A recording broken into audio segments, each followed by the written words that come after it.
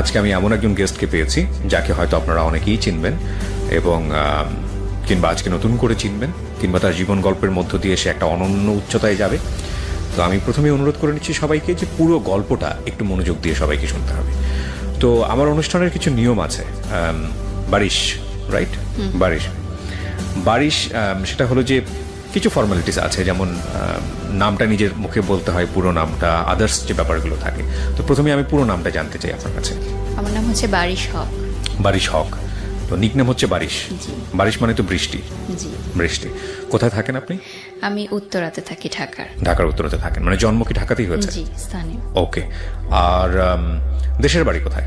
নোয়াখালী। এটা অসাধারণ গল্প নিয়ে আমরা আজকে এখানে যাত্রা শুরু করছি। বিশেষ করে যারা দেখছেন এবং একসাথে যারা শুনছেন রেডিওতে, আমি টিনেজার যেসব ছেলে মেয়ে আছে এবং কম বেশি ভালোবাসার মধ্যে যারা আছে, তাদের সবাইকে বলবো যে আজকের এই গল্পটা খুব বেশি শিক্ষণীয় একটা গল্প। চলেন বারিশ, আমরা শুরু করি একেবারে। আপনি তো জানেনই আমাদের অনুষ্ঠানের নিয়ম, একেবারে ছোটবেলা থেকে যেখান থেকে বলার আছে আপনার। জি। আমি প্রথমেই বলবো যে আমি খুব মধ্যবিত্ত ঘরের একটি মেয়ে। ছোট থেকে দেখেছি যে আমার মা একজন শিক্ষক আছেন এখনো, আমার বাবাও চাকরি করতেন। তো যৌথ পরিবারেই আমার বড় হয়ে ওঠা, কিন্তু যেহেতু বাবা মা দুজনেই চাকরি করতেন, দেখা যেত যে অতটা সময় উঠেনি বাবা মার সাথে যেই ছোটবেলায় যে স্মৃতিগুলো। তো 5 বছর বয়স যখন হয় তখন আমার ভাই হয়ে যায়, তো ভাইকে নিয়ে ব্যস্ত হয়ে পড়ে ফ্যামিলি, সবাই নতুন সদস্য আসলে। তো দেখা যায় সেই সময় থেকে আমি আপনি বড় সন্তান? ফিল করি। বড় সন্তান। আচ্ছা। একটু লোনলি ফিল করা স্টার্ট করি। লোনলি বা জেলাস ফিল হতো কি? মানে ভাইকে হ্যাঁ, জেলাস তো ফিল হতোই যে সেই বয়সে অবশ্যই সব আদর আরেকটা পেয়ে যাচ্ছে। এবং আরেকটা বিষয় ছিল যে আমি খুব ইন্ট্রোভার্ট, ছোট থেকে খুব কম কথা বলতাম। কথা বলা শিখেছি অনেক দেরিতে। তো এই লোনলিনেসটা কাটানোর জন্য যখন স্কুল কলেজে স্কুলে যাই। স্কুলে গেলেন মানে হচ্ছে একদম কি প্রাইমারি স্কুলের কথা বলতেছেন? আমার প্রথম স্কুল হচ্ছে হার্টকো ইন্টারন্যাশনাল স্কুল। আর সেটা এখন অনেক বড় পরিসরে হয়েছে, তখন অনেক ছোট পরিসরে ছিল। এবং সেখানেও আমার খুব বেশি বন্ধু হয়েছে এমন না। তো যখন ভাই স্কুলে ভর্তি হওয়া শুরু করলো, তখন এরকম একটা ব্যাপার হলো যে যেহেতু আমরা মিডল ক্লাস ফ্যামিলি ছিলাম, যে ভাইকে ইংলিশ মিডিয়ামে পড়াতে হবে, সেক্ষেত্রে দুইজনের ইংলিশ মিডিয়ামের খরচটা আসলে নেওয়াটা পসিবল হচ্ছিল না। তো সেখানে ওই বয়সটাতে কিন্তু স্যাক্রিফাইসটা শুরু হয় আমার, যে আমি বাংলা মিডিয়ামে চলে আসলাম। সেটা হলো মাইলস্টোন কলেজে। আর আমার ভাই মাইলস্টোন কলেজের ইংলিশ মিডিয়ামে পড়াশোনা শুরু করলো। তো এই যে মাইলস্টোন কলেজে বাংলা মিডিয়ামে আসলাম, এখান থেকেই আসলে গল্পের টার্নিং পয়েন্টটা শুরু। তখন আমি ক্লাস 7-এ পড়ি। তো 7-এ পড়া অবস্থায় কিন্তু এত ফ্রেন্ড ছিল না, এবং একটু লোনলিনেসের জন্য বলতে পারেন যে একটা ছেলেকে ভালো লাগে। সে ছেলেটা ছিল ক্লাস 8-এ। তো আমি ওই সময় কিন্তু আমাদের এতটা অ্যাভেলেবল ছিল না ছেলে মেয়েদের কথা বলা বা ছেলে মেয়েরা বন্ধু হবে এরকম। মোবাইলও ছিল না আমাদের সবার হাতে, ফেসবুক, এত সোশ্যাল মিডিয়া ছিল না। তো সেই সময় ক্লাস 7-এ থাকতেই আমি ক্লাস 8-এ পড়া একজন সিনিয়র ভাইয়াকে প্রপোজ করি। এবং ইউ প্রপোজ? হ্যাঁ, আমি ইন্ট্রোভার্ট একজন মানুষ। হ্যাঁ, কিন্তু ভালোবাসার দিক থেকে আমার মনে হয়েছে যে আমি আগে জানাবো তাকে। মানে যে সায়েন্স বিল্ডিং এর সামনে আমাদের একটা আছে, ওখানে সবাই বাসে উঠতো এসে, সব সেকশন থেকে এসে। তো আমিও কলেজ বাসে যাওয়া আসা করতাম, সেও কলেজ বাসে যাওয়া আসা করতো। তো তার একটা বন্ধু ছিল, সে আমার সাথেই একসাথে আমাদের সিট যখন পড়তো, ক্লাস 8-এর সিট আর 7-এর সিট, তখন আমাদের একসাথে সিট পড়তো। তো ওনাকে আমি বললাম যে আপনার বন্ধুকে আমার খুব ভালো লাগে, আমি তার সাথে ফ্রেন্ডশিপ করতে চাই। তখন তার এভাবে বলা যায় না যে প্রেম করতে চাই। কাকে বললেন এটা? তার বেস্ট ফ্রেন্ডকে, যে আমার সাথে একই পাশাপাশি সিট পড়তো। তো আমি বললাম যে অমুক সময় অমুক তারিখে ছুটির পর আপনারা দুজন ওখানে আসবেন, আমি তাকে কিছু কথা বলবো। যথারীতি তারা আসলো। আমার এখনো মনে আছে, সেদিন ইংলিশ সেকেন্ড পেপার পরীক্ষা ছিল। মানে আমি ক্লাস 7-এর ইয়ার এন্ড এক্সাম দিচ্ছিলাম, আর ওনারা বৃত্তি কোচিং এর পরীক্ষা দিচ্ছিল, মানে সামনে বৃত্তি পরীক্ষা। তো আসার পর আমি বললাম যে আপনাকে আমার অনেক ভালো লাগে, আমি আপনার সাথে ফ্রেন্ডশিপ করতে চাই। ফার্স্টে জাস্ট ফ্রেন্ডশিপই ছিল, বাট আমার দিক থেকে সেটা প্রেম ছিল। বাট আমি জানতে চাচ্ছিলাম যে সে আমার সাথে কথা বলতে কমফোর্টেবল কিনা, কারণ সেও খুব ইন্ট্রোভার্ট একটা ছেলে ছিল। তো ওর রিপ্লাই কি ছিল? আমি ভেবে দেখবো, ঠিক আছে কথা বলবো। তার কোনো মেয়ে ফ্রেন্ডও ছিল না ওই বয়সে। আপনার ওর কি ভালো লেগেছিল? আমার ভালো লেগেছিল যেটা যে মাইলস্টোনের ছেলেরা সেই সময় অনেক দুষ্ট ছিল আচ্ছা। অন্যান্য কলেজের তুলনায়, এবং অনেক দুষ্টুমি করতো। তো সেই ছেলেটার যে একটা বিষয় ছিল যে একটা ক্যাপ পরে আসতো এবং নিচে তাকিয়ে থাকতো এবং কোনো দিকে তাকাতো না সে, মানে কোনো মেয়ের দিকেও তাকাতো না, কোনো মেয়ের সাথে কথাও বলতো না। সো এই জিনিসটা আমাকে খুব ক্যাচ করেছে যে ডিফারেন্ট ছিল, একটু ডিফারেন্ট ছিল। এবং আমার মনে হচ্ছে যে আমার সাথে যায় ইন্ট্রোভার্ট এবং খুব পরিমিত হাসতো, পরিমিত কথা বলতো, এগুলো আমার, তার পার্সোনালিটিটা আমার ভালো লেগেছে এবং অবশ্যই দেখতে অনেক সুন্দর ছিল। সেটাও একটা সেই বয়সে আসলে যেটা হয়। দেখতে সুন্দরটাই লাভ এট ফার্স্ট সাইট আর কি। হ্যাঁ।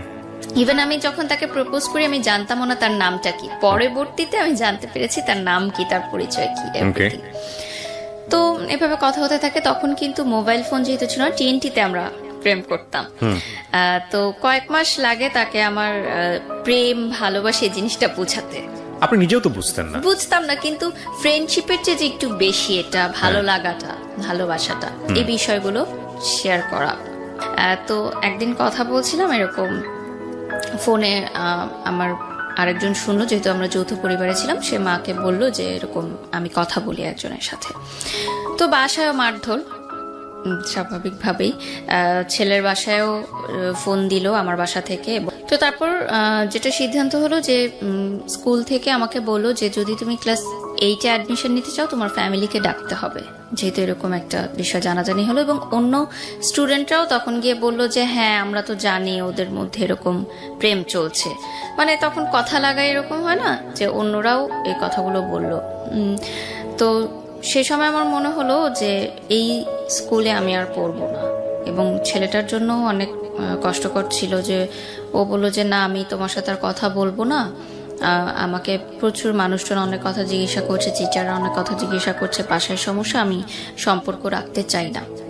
তো যাই হোক, আমি সে বললো যে সে স্কুল ছেড়ে দেবে। এবং সে গাজীপুরে থেকে আসতো, উত্তরাতে মাইলস্টোন, এবং গাজীপুরে তখন এত ভালো শিক্ষা প্রতিষ্ঠান ছিল না। তো সে অনেক কষ্ট করে যাতায়াত করে এখানে আসতো। তো আমি বললাম যে ঠিক আছে তাহলে তুমি এখানে পড়ো, আমি চলে যাচ্ছি, আবার স্যাক্রিফাইস, হ্যাঁ যদি এত সমস্যা হয়। তো আমি চলে আসলাম স্কুল ছেড়ে শহীদ আনোয়ার গার্লস কলেজে। আমার মা শহীদ আনোয়ার গার্লস কলেজের টিচার। তো ওখানে আসার পর আরেকটা যে ধাক্কাটা খেলাম যে যেহেতু এটা অনেক স্ট্রিক্ট ছিল স্কুলটা, আমাকে বললো যে যেহেতু বাইরের স্কুল থেকে এসেছে তো সায়েন্স কমার্স কিছুই দেওয়া যাবে না, সে চাইলে আর্টসে ভর্তি হতে পারে। আর যদি সে সায়েন্স কমার্স চায় তাহলে আবার পুনরায় তাকে মানে ক্লাস 8-এ পড়তে হবে। তারা বললো যে আবার, তো আমি তো আরেকটা ইয়ার লস দিব না, আমার মাও সেটা চাচ্ছিলেন না। তো যেভাবে হোক আমি মানবিক শাখায় ভর্তি হলাম। এবং টার্গেট কি ছিল? সায়েন্স নিয়ে পড়া না? হ্যাঁ অবশ্যই সবারই সেটাই ইচ্ছা থাকে সায়েন্স নিয়ে পড়ার। তো 1 বছর ইয়ার লসের চেয়ে আমি চিন্তা করলাম যে আর্টস নিয়েই পড়ি। আপনি এমনিতে কোনো লাইফের এম ছিল যে ডাক্তার হব, ইঞ্জিনিয়ার হব? সেরকম কোনো এম ছিল না, জাস্ট ইচ্ছা ছিল যে সবাই সায়েন্সে পড়ে বা কমার্সে পড়তাম অ্যাটলিস্ট, কারণ আমার মা কমার্সের টিচার ছিলেন। তো যাই হোক, সেই সময় কিন্তু একটা বিষয় ছিল যে যারা সায়েন্স বা কমার্সে পড়তো তারা মানবিক শাখার ছাত্রীদেরকে একটু দুর্বল ছাত্রী মনে করতো, এবং সেখানে কিন্তু একটা হালকা বুলিং এরও শিকার হতে হতো সবাইকে, নট অনলি মি। আমি নিজেও মানবিক বিভাগে পড়েছি, আই নো দ্যাট। তো খুব চুপচাপ থাকতাম, নতুন পরিবেশ, নতুন স্কুল, কোনো বন্ধু বান্ধব নেই। এবং আমার মা যেহেতু টিচার ছিলেন আমাকে কিন্তু প্রতিটা মুহূর্তে খুব চিন্তা ভাবনা করে স্টেপ নিতে হতো, কারণ সবাই আমাকে চিনতো যে টিচারের মেয়ে। তো চুপচাপ থাকতাম। এবং ওই সম্পর্কটা মিউচুয়াল আন্ডারস্ট্যান্ডিং এ ছেলেটা বলল যে সম্পর্ক এভাবে রাখতে পারবে না। তো আমি তাকে একটু রিকোয়েস্ট করি যে ঠিক আছে আমি তোমার জন্য অপেক্ষা করব, তুমি আমার জন্য অপেক্ষা করবে, আমরা কেউ কারোর সাথে কন্ট্যাক্ট করব না, কিন্তু যখন আমাদের কন্ট্যাক্ট করার বয়স হবে, লাইক আমরা কলেজে উঠবো, তখন আমি তোমার সাথে যোগাযোগ করবো বা তুমি আমার সাথে যোগাযোগ। কমিটমেন্ট এটাই ছিল, শেষ কথা এটাই হয় যে আমরা অপেক্ষা করব। আমি কিন্তু অপেক্ষা করতে থাকি। এইদিকে আমি কারোর সাথেই কথা বলি না, তেমন কিছু হয় না। ওই যে বললাম যে তার একটা বেস্ট ফ্রেন্ড ছিল, সে আবার আমারও মিউচুয়াল ফ্রেন্ড ছিল। ওই ভাইয়ার মাধ্যমে মাঝে মধ্যে মাসে একবার হয়তো খোঁজ নিতাম যে সে ভালো আছে কিনা। আমি ভালো আছি এটুকু জানানোর জন্য, যেহেতু তখন মোবাইল এতটা ইজি ছিল না এবং ওনার পার্সোনাল মোবাইল ছিল সেই সময়, দ্যাটস ওই কথা বলা হতো। তো ইন দ্য মিড টাইম যখন ওরা এসএসসি পরীক্ষা দেয় লাইক 10-এর পরে, আমি তখন ক্লাস 10-এ পড়ি, তখন মাইলস্টোনের এক সহপাঠী আমাকে ফোন করে, মানে তার সাথেও আমার কন্ট্যাক্ট হতো মাঝে মধ্যে। সে আমাকে জানায় যে যে ছেলেটার জন্য আমি অপেক্ষা করছি সে আরেকটা রিলেশনে ইনভলভ হচ্ছে, এরকম মানে মাইলস্টোনেরই আরেকটা মেয়ের সাথে, আচ্ছা, তারই সহপাঠী। তো আমি প্রথমে সেই জিনিসটা একদমই বিশ্বাস করিনি, কারণ আমার ওই যে মাথায় ছিল যে কমিটমেন্ট, সে আমাকে কমিটমেন্ট দিয়েছে এবং আমি কমিটমেন্ট রাখছি, তার মানে সেও কমিটমেন্ট রাখছে। সে এখনো মানে মনে হয় যে ব্যাপারগুলো অনেক সিলি ছিল, বাট সেই বয়সটাই কিন্তু ডেফিনেটলি আমি এটাই বলবো, যারা দেখছেন তাদেরকে বলবো যে এটা আপনি আপনার বয়স দিয়ে জাজ করবেন না, ওই সময়ের বয়সটা দিয়ে জাজ করেন, তাহলে আপনি রিলেট করতে পারবেন অনেক কিছু। বলুন। তো যে বিষয়টা ছিল যে আমি তো ওয়েট করছি, তো আমি মনে করলাম যে ঠিক আছে এসএসসি পরীক্ষাটা শেষ হোক, তারপর আমি তার সাথে সব বিষয় নিয়ে কথা বলবো, এখন তাকে আমি ডিস্টার্ব করতে চাই না। তো এসএসসি পরীক্ষা শেষ হওয়ার পর আমি যখন এসএসসি পরীক্ষা দিব এরকম অবস্থা, তাদের পরীক্ষা শেষ, রেজাল্ট বের হয়েছে, সে সময় ফোনে করলাম, তার মার মোবাইলে ফোন করলাম, সেদিন এত বছর পর এই যে কথা হওয়া। তো সে তো খুবই অবাক যে আমি আবার তাকে ফোন দিব, এটা সে ভাবেনি কখনো। আফটার প্রায় 2 বছর পর কথা হয়, 2-2.5 বছর পর। তো খুব খুশি, আমি ফোন দিয়েছি। তো আমি বললাম যে আমরা তো এখন সম্পর্কটা চাইলে আবার কন্টিনিউ করতে পারি। তো সে বললো আমার কিছু সময় লাগবে, আমি কলেজটা শেষ করতে চাই, তারপর। আমি বললাম যে আরো সময় লাগবে, আচ্ছা ঠিক আছে, আমরা কিছু হলো কথা বলতে পারি। তো বললো যে আচ্ছা ঠিক আছে, কিন্তু তোমার এসএসসি পরীক্ষা শেষ হোক, আমিও কলেজে উঠি, তুমিও কলেজে উঠো, এরপর আমরা কন্ট্যাক্ট করবো। তো এই যে আবার ছাড়া কন্ট্যাক্ট, মাঝে মধ্যে হয়তো কথা হতো 2 মাসে একবার এরকম। তারপর যখন কলেজে ভর্তি হলাম তখন আমি বললাম যে ঠিক আছে, এবার আমরা ফুল ফ্রেশ রিলেশনশিপে যাই, দুইজনই কলেজে পড়ি, আমি শহীদানারে পড়ি, সে মাইলস্টোনে পড়ে। তো সে বললো ওকে ঠিক আছে, রিলেশন আবার কন্টিনিউ। আমার মনে হলো যে আমি যেটা চেয়েছিলাম, এত বছর ধরে যার জন্য অপেক্ষা করেছি, সবই পেয়েছি আমি, আমার আর কিছু পাওয়ার নেই এই জীবনে। তো শুরু রিলেশনশিপ। তো রিলেশনশিপ শুরু হওয়ার প্রায় 6 মাসের মাথায় আমি জানতে পারি যে অন্যান্য সহপাঠীদের কাছ থেকে এবং ওর ফ্রেন্ড সার্কেলের মাধ্যমে যে তার মাইলস্টোন কলেজেও একটা রিলেশনশিপ আছে একটা মেয়ের সাথে, এবং সেই মেয়েটা তারই ক্লাসমেট। তো এখন আমার সাথে যেহেতু তার কন্টিনিউ রিলেশন, সো আমি কিন্তু বুঝতে পারছিলাম না যে ব্যাপারটা কি হচ্ছে। সো আমি ভেবেছি যে হয়তো অনলি ফ্রেন্ডস, এটা হয়তো অন্যরা অন্যভাবে নিচ্ছে, বা আমাকে হয়তো তারা কথা লাগানোর জন্য কিছু বলতে চাচ্ছে। তো আমি সেটা বিলিভ করি না। তো আমি তাকে জিজ্ঞাসা করেছি কয়েকবার, সে বলেছে যে জাস্ট ফ্রেন্ড, আমরা একসাথে এসএসসি পরীক্ষা দিয়েছিলাম, আমাদের একই সেন্টারে পড়েছিল, সেখান থেকে পরিচয়, জাস্ট ফ্রেন্ড। তো ঠিক আছে। তো ওই মেয়ের জন্মদিনের সময় সে আমাকে বলে যে বার্থডে ওর, আমরা সবাই সেলিব্রেট করতে যাচ্ছি। তখন উত্তরে একটা রেস্টুরেন্ট ছিল ভূতের আড্ডা, যেটা এখন উঠিয়ে দেওয়া হয়েছে। তো ওই রেস্টুরেন্টটায় পরবর্তীতে আমি জানতে পারি তার ফ্রেন্ড সার্কেলের মাধ্যমে যে পার্টিটা সেই থ্রো করেছিল ওই মেয়েটার জন্য, মেয়েটাকে সারপ্রাইজ দেওয়ার জন্য। তো যখন ইন্টার পরীক্ষার রেজাল্ট দেয় তার আগে ওরা পুরো ফ্যামিলি যায় হচ্ছে ইন্ডিয়াতে, আজমির শরীফে। তো সেই সময় সে যখন ইন্ডিয়াতে যায়, আমি বাংলাদেশে থাকি, ওই মেয়েটা আমাকে ফোন দেয়।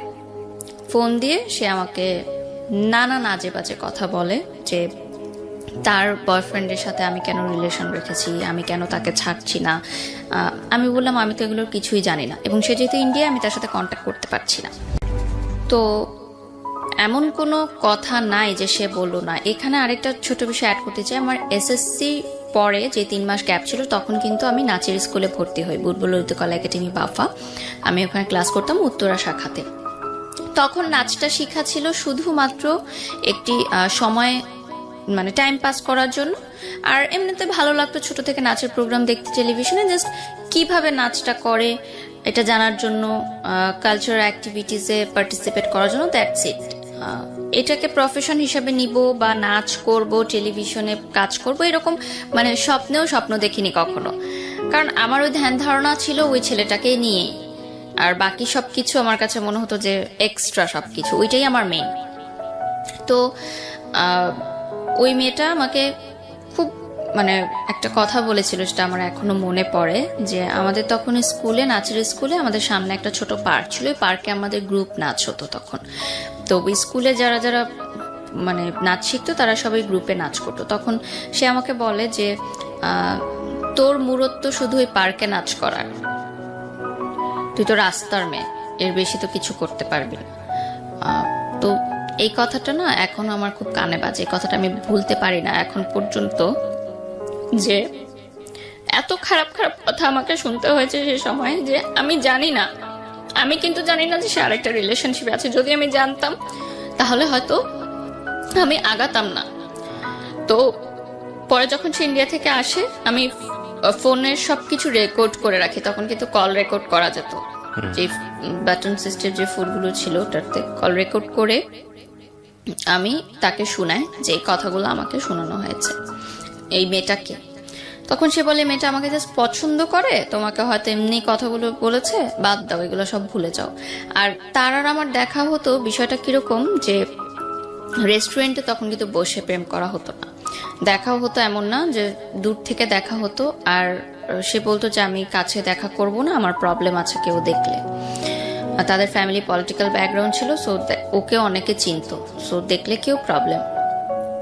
তো আমি ইউসিসিতে যখন কোচিং শুরু করলাম ঢাকা ইউনিভার্সিটির জন্য, তখন সে ল পড়ার জন্য ল ইউনিভার্সিটিতে ভর্তি হলো, একটা প্রাইভেট ইউনিভার্সিটি, সেটা ধানমন্ডিতে ছিল।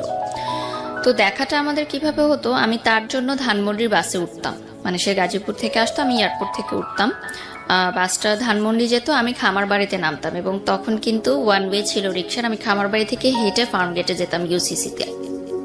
আমি ফার্ম গেটের বাসে উঠতাম না, তার সাথে ওইটুকু পথ যাওয়া, এটাই ছিল আমার জন্য মানে তার সাথে দেখা হওয়া। এবং কোচিং করাটাও কিন্তু এত ইম্পর্টেন্ট ছিল না, তার সাথে দেখা করাটাই ছিল আমার জন্য ইম্পর্টেন্ট। এবং তার বাসটা সংসদ ভবন হয়ে ধানমন্ডি চলে যেত, এবং আমি প্রতিদিন রোদ্রের মধ্যে হেঁটে হেঁটে ফার্ম গেট যেতাম। এটা কিন্তু আমি জানতাম যে তার অন্য কারোর সাথে হয়তো ইনভলভ আছে, এটা আমার কাছে স্বীকার করতো না কখনো। তো তার বিহেভ আস্তে আস্তে একটু চেঞ্জ হতে থাকলো আমার মনে হলো। আগে রাতে কথা বলতো, সারা রাত রাতে কথাও কমিয়ে দিল, দেখা কমিয়ে দিল, বলতো যে এভাবে প্রতিদিন যাওয়া আসা করি আমার ভালো লাগে না, আমি ফ্রেন্ডদের সাথে যেতে চাই, আমার ফ্রেন্ডরা থাকে ওদের সাথে যেতে। ঠিক আছে, একটা টাইম পরে আমি অনেকগুলো প্রুফ পেলাম যে সে আরেকটা রিলেশনশিপে আছে। বসার পর আমি শুধু তাকে একটা কথাই জিজ্ঞাসা করি ওই সময়, যে আমি আগে পরে কোনো কথাই জানতে চাই না, আমি শুধু জানতে চাই যে তোমার মেয়েটার সাথে শারীরিক সম্পর্ক হয়েছে কিনা, কারণ আমার সাথে তার এরকম কোনো সম্পর্ক ছিল না। যে বললাম যে দূর থেকে দেখা, এটুকুই ছিল আমার ভালোবাসা। তো আমি বলতে চাচ্ছি যে আগে পিছনে আমি কিছু জানতে চাচ্ছি, জাস্ট আমি ইয়েস অর নো জানতে চাচ্ছি। তখন সে বলে ইয়েস। তো আমার হাতে একটা গ্লাস ছিল, আমি গ্লাসটা জাস্ট ছুঁড়ে মেরে চলে আসি, উঠে আমি বাসে করে চলে আসি। ওইটাই শেষ দেখা সরাসরি আমার। এখনো মনে আছে যে একসাথে আসার কথা ছিল, বাট আমি চলে আসি ওই গ্লাসটা ভেঙে। সে কিভাবে এসেছে আমি জানি না। তো পুরোটা বাসে আমি কাঁদতে কাঁদতে আসি ফার্ম গেট থেকে এয়ারপোর্ট পর্যন্ত। এবং আমার মনে হয় যে মানে পরবর্তীতে যেটা আমি জানতে পারি, যে আমি যখন ছিলাম না, যে সেই গ্যাপের মধ্যে তার ওই রিলেশনশিপটা হয়েছিল, এবং পরবর্তীতে সে ভেবেছিল যে আমার সাথে কন্টিনিউ করার পর হয়তো একজনকে সে তাকে হয়তো বাদ দিয়ে দিবে সে, বাট সে আসলে দুইটা রিলেশনে কন্টিনিউ করছিল, ওই মেয়েটাকেও সে না করতে পারছিল না। এখন এখানে তার ফলটাও আমি কিভাবে দেখব, কারণ সে ভাবেনি যে সিচুয়েশনাল। আমরা বরং সিচুয়েশনটাকে অ্যাকসেপ্ট করি। ওর জায়গা থেকে বিষয়টা বলার থাকলে হয়তো 1000 টাইপ অফ লজিক আছে ওখানে। আপনার জায়গা থেকে এটা সত্য, ওর জায়গা থেকে সত্যটা অন্যরকম। যে মেয়েটা সম্পর্ক করেছে তার জায়গা থেকে সত্যটা এরকম, বাট রাইট। সো ট্রায়াঙ্গেল সিচুয়েশনে তিনজনই তিন জায়গা থেকে সত্য, এবং তিনজনেরই কিছু না কিছু লজিক আছে। আমি শুধু বয়সটাকে দেখতে চাই। আপনার যখন ব্রেকআপ হলো তখন বয়সটা কত? মানে যখন আপনি গ্লাসটা ভাঙলেন ওই সময় বয়সটা কত? 18। So 18 age. এই এইজে এত যুক্তি দিয়ে প্রেম চলে না, ডেফিনেটলি চলে না। এখানে ফুল অফ ইমোশন, বয়সন্ধিকাল, এবং এখানে আসলে কি হয় মানে এত জাজমেন্টে যাওয়াটা খুব মুশকিল। বরং আমরা আপনার জীবনের ঘটনা থেকে আমরা আমাদের যেন শিক্ষাটা নিতে পারি, আমাদের যেন কিছু না কিছু হলো ওই রকম সিদ্ধান্ত নেবার ক্ষেত্রে যেন সতর্ক হতে পারি, যেটা কারণে আপনি মূলত আজকে এখানে এসেছেন। সো ওই জায়গাগুলোকে আমরা ফোকাস করি। সো প্লিজ ডু নট জাজ হার, কারণ ওনার লাইফে যে ঘটনা ঘটেছে তার চেয়ে ভয়ঙ্করতম ঘটনা অনেকের জীবনে ঘটে। ঠিক আছে, উনি যে সাহস করে আজকে এখানে বলতে এসেছেন নিজেকে হালকা করার জন্য, এইটাকে অ্যাপ্রিসিয়েট করার মতো। তো বলেন তারপর কি হলো? তারপরে আমার মনে হলো যে আমি আসলে তাকে ছাড়া থাকতে পারবো না, যত কষ্টই হোক আমি তার সাথে থাকবো। আমি তাকে বুঝাবো যে তুমি আমার সাথে থাকো, টাইম নাও ওই মেয়েটার থেকে দূরে আসার জন্য। কিন্তু কোনোভাবেই সে আর কি আমার সাথে কন্ট্যাক্ট করে না। তো আমি এতটা মানসিকভাবে ভেঙে পড়ি যে তার ইউনিভার্সিটির সামনে গিয়ে আমি দাঁড়িয়ে থাকতাম ঘন্টার পর ঘন্টা। মানে আপনি ব্রেকআপ করার পরে আপনি ওকে পাওয়ার জন্য পাগলের মতো হয়ে গিয়েছেন? মানে এতটা বেশি ক্রেজি ছিলাম আমি সেই সময় তার জন্য। তো তার ইউনিভার্সিটির ছেলেদের দিয়েও আমাকে থ্রেট দিয়েছে যে এই ইউনিভার্সিটির সামনে যেন তোমাকে আর দাঁড়াতে না দিই। ঘন্টার পর ঘন্টা কি আপনি একাই দাঁড়িয়ে থাকতেন ওখানে? আমি একাই দাঁড়িয়ে থাকতাম। আর আমার সে সময় তেমন কোনো বন্ধুও ছিল না, আমি খুব ইন্ট্রোভার্ট ছিলাম। তার বন্ধুদের সাথেও অনেকবার কথা বলার চেষ্টা করলাম, তারা বলল যে দেখো যেহেতু ওরা অনেক কাছাকাছি ছিল একটা সময়, সহপাঠী মানে কি এভরিডে তাদের মিট হতো, দেখা হতো, এবং যেহেতু সহপাঠী ছিল বাসাতেও তাদের অ্যাক্সেস ছিল, ফ্রেন্ড সার্কেল যখন যেত গ্রুপ ওয়াইজ, আমি তো অনেক দূরত্ব ছিল আমাদের মধ্যে, জাস্ট ফোনে কথা হতো, তো হয়তো ইমোশনাল অ্যাটাচমেন্টটা তার সাথে বেশি এবং তাকে হয়তো ছাড়তে পারছে না। কিন্তু আমার একটা প্রশ্ন ছিল তাহলে সেকেন্ড টাইম কেন আমার সাথে রিলেশনশিপ কন্টিনিউ করলো, তখন আমাকে না করে দিলেই পারতো। এতগুলো বছর আমি যে তার জন্য অপেক্ষা করলাম, সেই অপেক্ষার সময়গুলো আমাকে কষ্ট দিত, যে এই অপেক্ষাগুলোর তাহলে মূল্য কোথায় গেল। এবং এই সময়টাই কিন্তু অনেক ছেলে আমাকে প্রপোজ করেছে, আমি কিন্তু কাউকে ইয়াস বলিনি, কারণ আমি ওই কমিটমেন্টের জায়গাটা ঠিক রেখেছিলাম। তো এরপর আমি ইউনিভার্সিটিতে উঠি, আমার ঢাকা ইউনিভার্সিটি পরীক্ষা জঘন্য হয়, খুবই খারাপ হয়, চান্স হয় না আমার বাবা মাও খুব কষ্ট পায় সেটার কারণে, বিকজ এটা আপনার লেখাপড়াতে ইফেক্ট করছিল।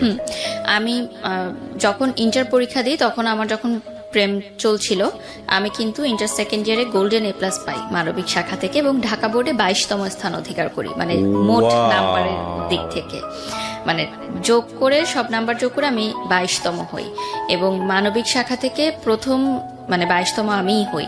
মানে এর আগে যারা হয়েছে 1 থেকে 21 তারা সবাই সায়েন্স বা কমার্সে। ও মানে কম্বাইন্ড? হ্যাঁ, কম্বাইন হোল ঢাকা বোর্ডে আমি 22তম হই। মানে সায়েন্স আর কমার্স কোনো ব্যাপার না, সবকিছু মিলিয়ে হোল। So brilliant. কত সালে এটা? এটা হচ্ছে 2012, এবং আমাকে গভর্নমেন্ট থেকে কিন্তু প্রতি বছর টাকা দেয়া হতো। ক্যান ইউ ইমাজিন, এই মেয়েটা ঢাকা ইউনিভার্সিটিতে চান্স পায়নি জাস্ট বিকজ অফ এই উলালা টাইপ প্রেম। ওকে, তারপর এটাই আসলে লার্নিং এর বিষয়, যারা এখন দেখবে যে পড়াশোনাটা অনেক বেশি ইম্পর্টেন্ট, কারণ জীবনের ক্যারিয়ারটা টোটালি চেঞ্জ হয়ে যায় কিন্তু এই আপনার এই গল্প এখন পর্যন্ত আমাকে মানে এই মোমেন্টটা আমাকে ধাক্কা দিয়েছে। এর আগ পর্যন্ত আমি শুনেছি জীবনে এই ধরনের গল্প বহু শুনেছি, কিন্তু এই যে গা শিউরোটার ফিলিংস আমি খুব কম গল্পেই পাই, এখন উঠেছে। মানে আমার টিচাররা এবং আমার ফ্যামিলি ফ্রেন্ডসরা সবাই চিন্তা করেছিল যে আমি যে কোনো একটা সাবজেক্টে তো পাবোই, মানবিক শাখার কিন্তু অনেক সাবজেক্ট থাকে, এমন না যে আমাকে টপ সাবজেক্টগুলোতেই পেতে হবে চান্স। তো আমি পুরো এক্সামও দিতে পারিনি, আমি একটু সিক ছিলাম।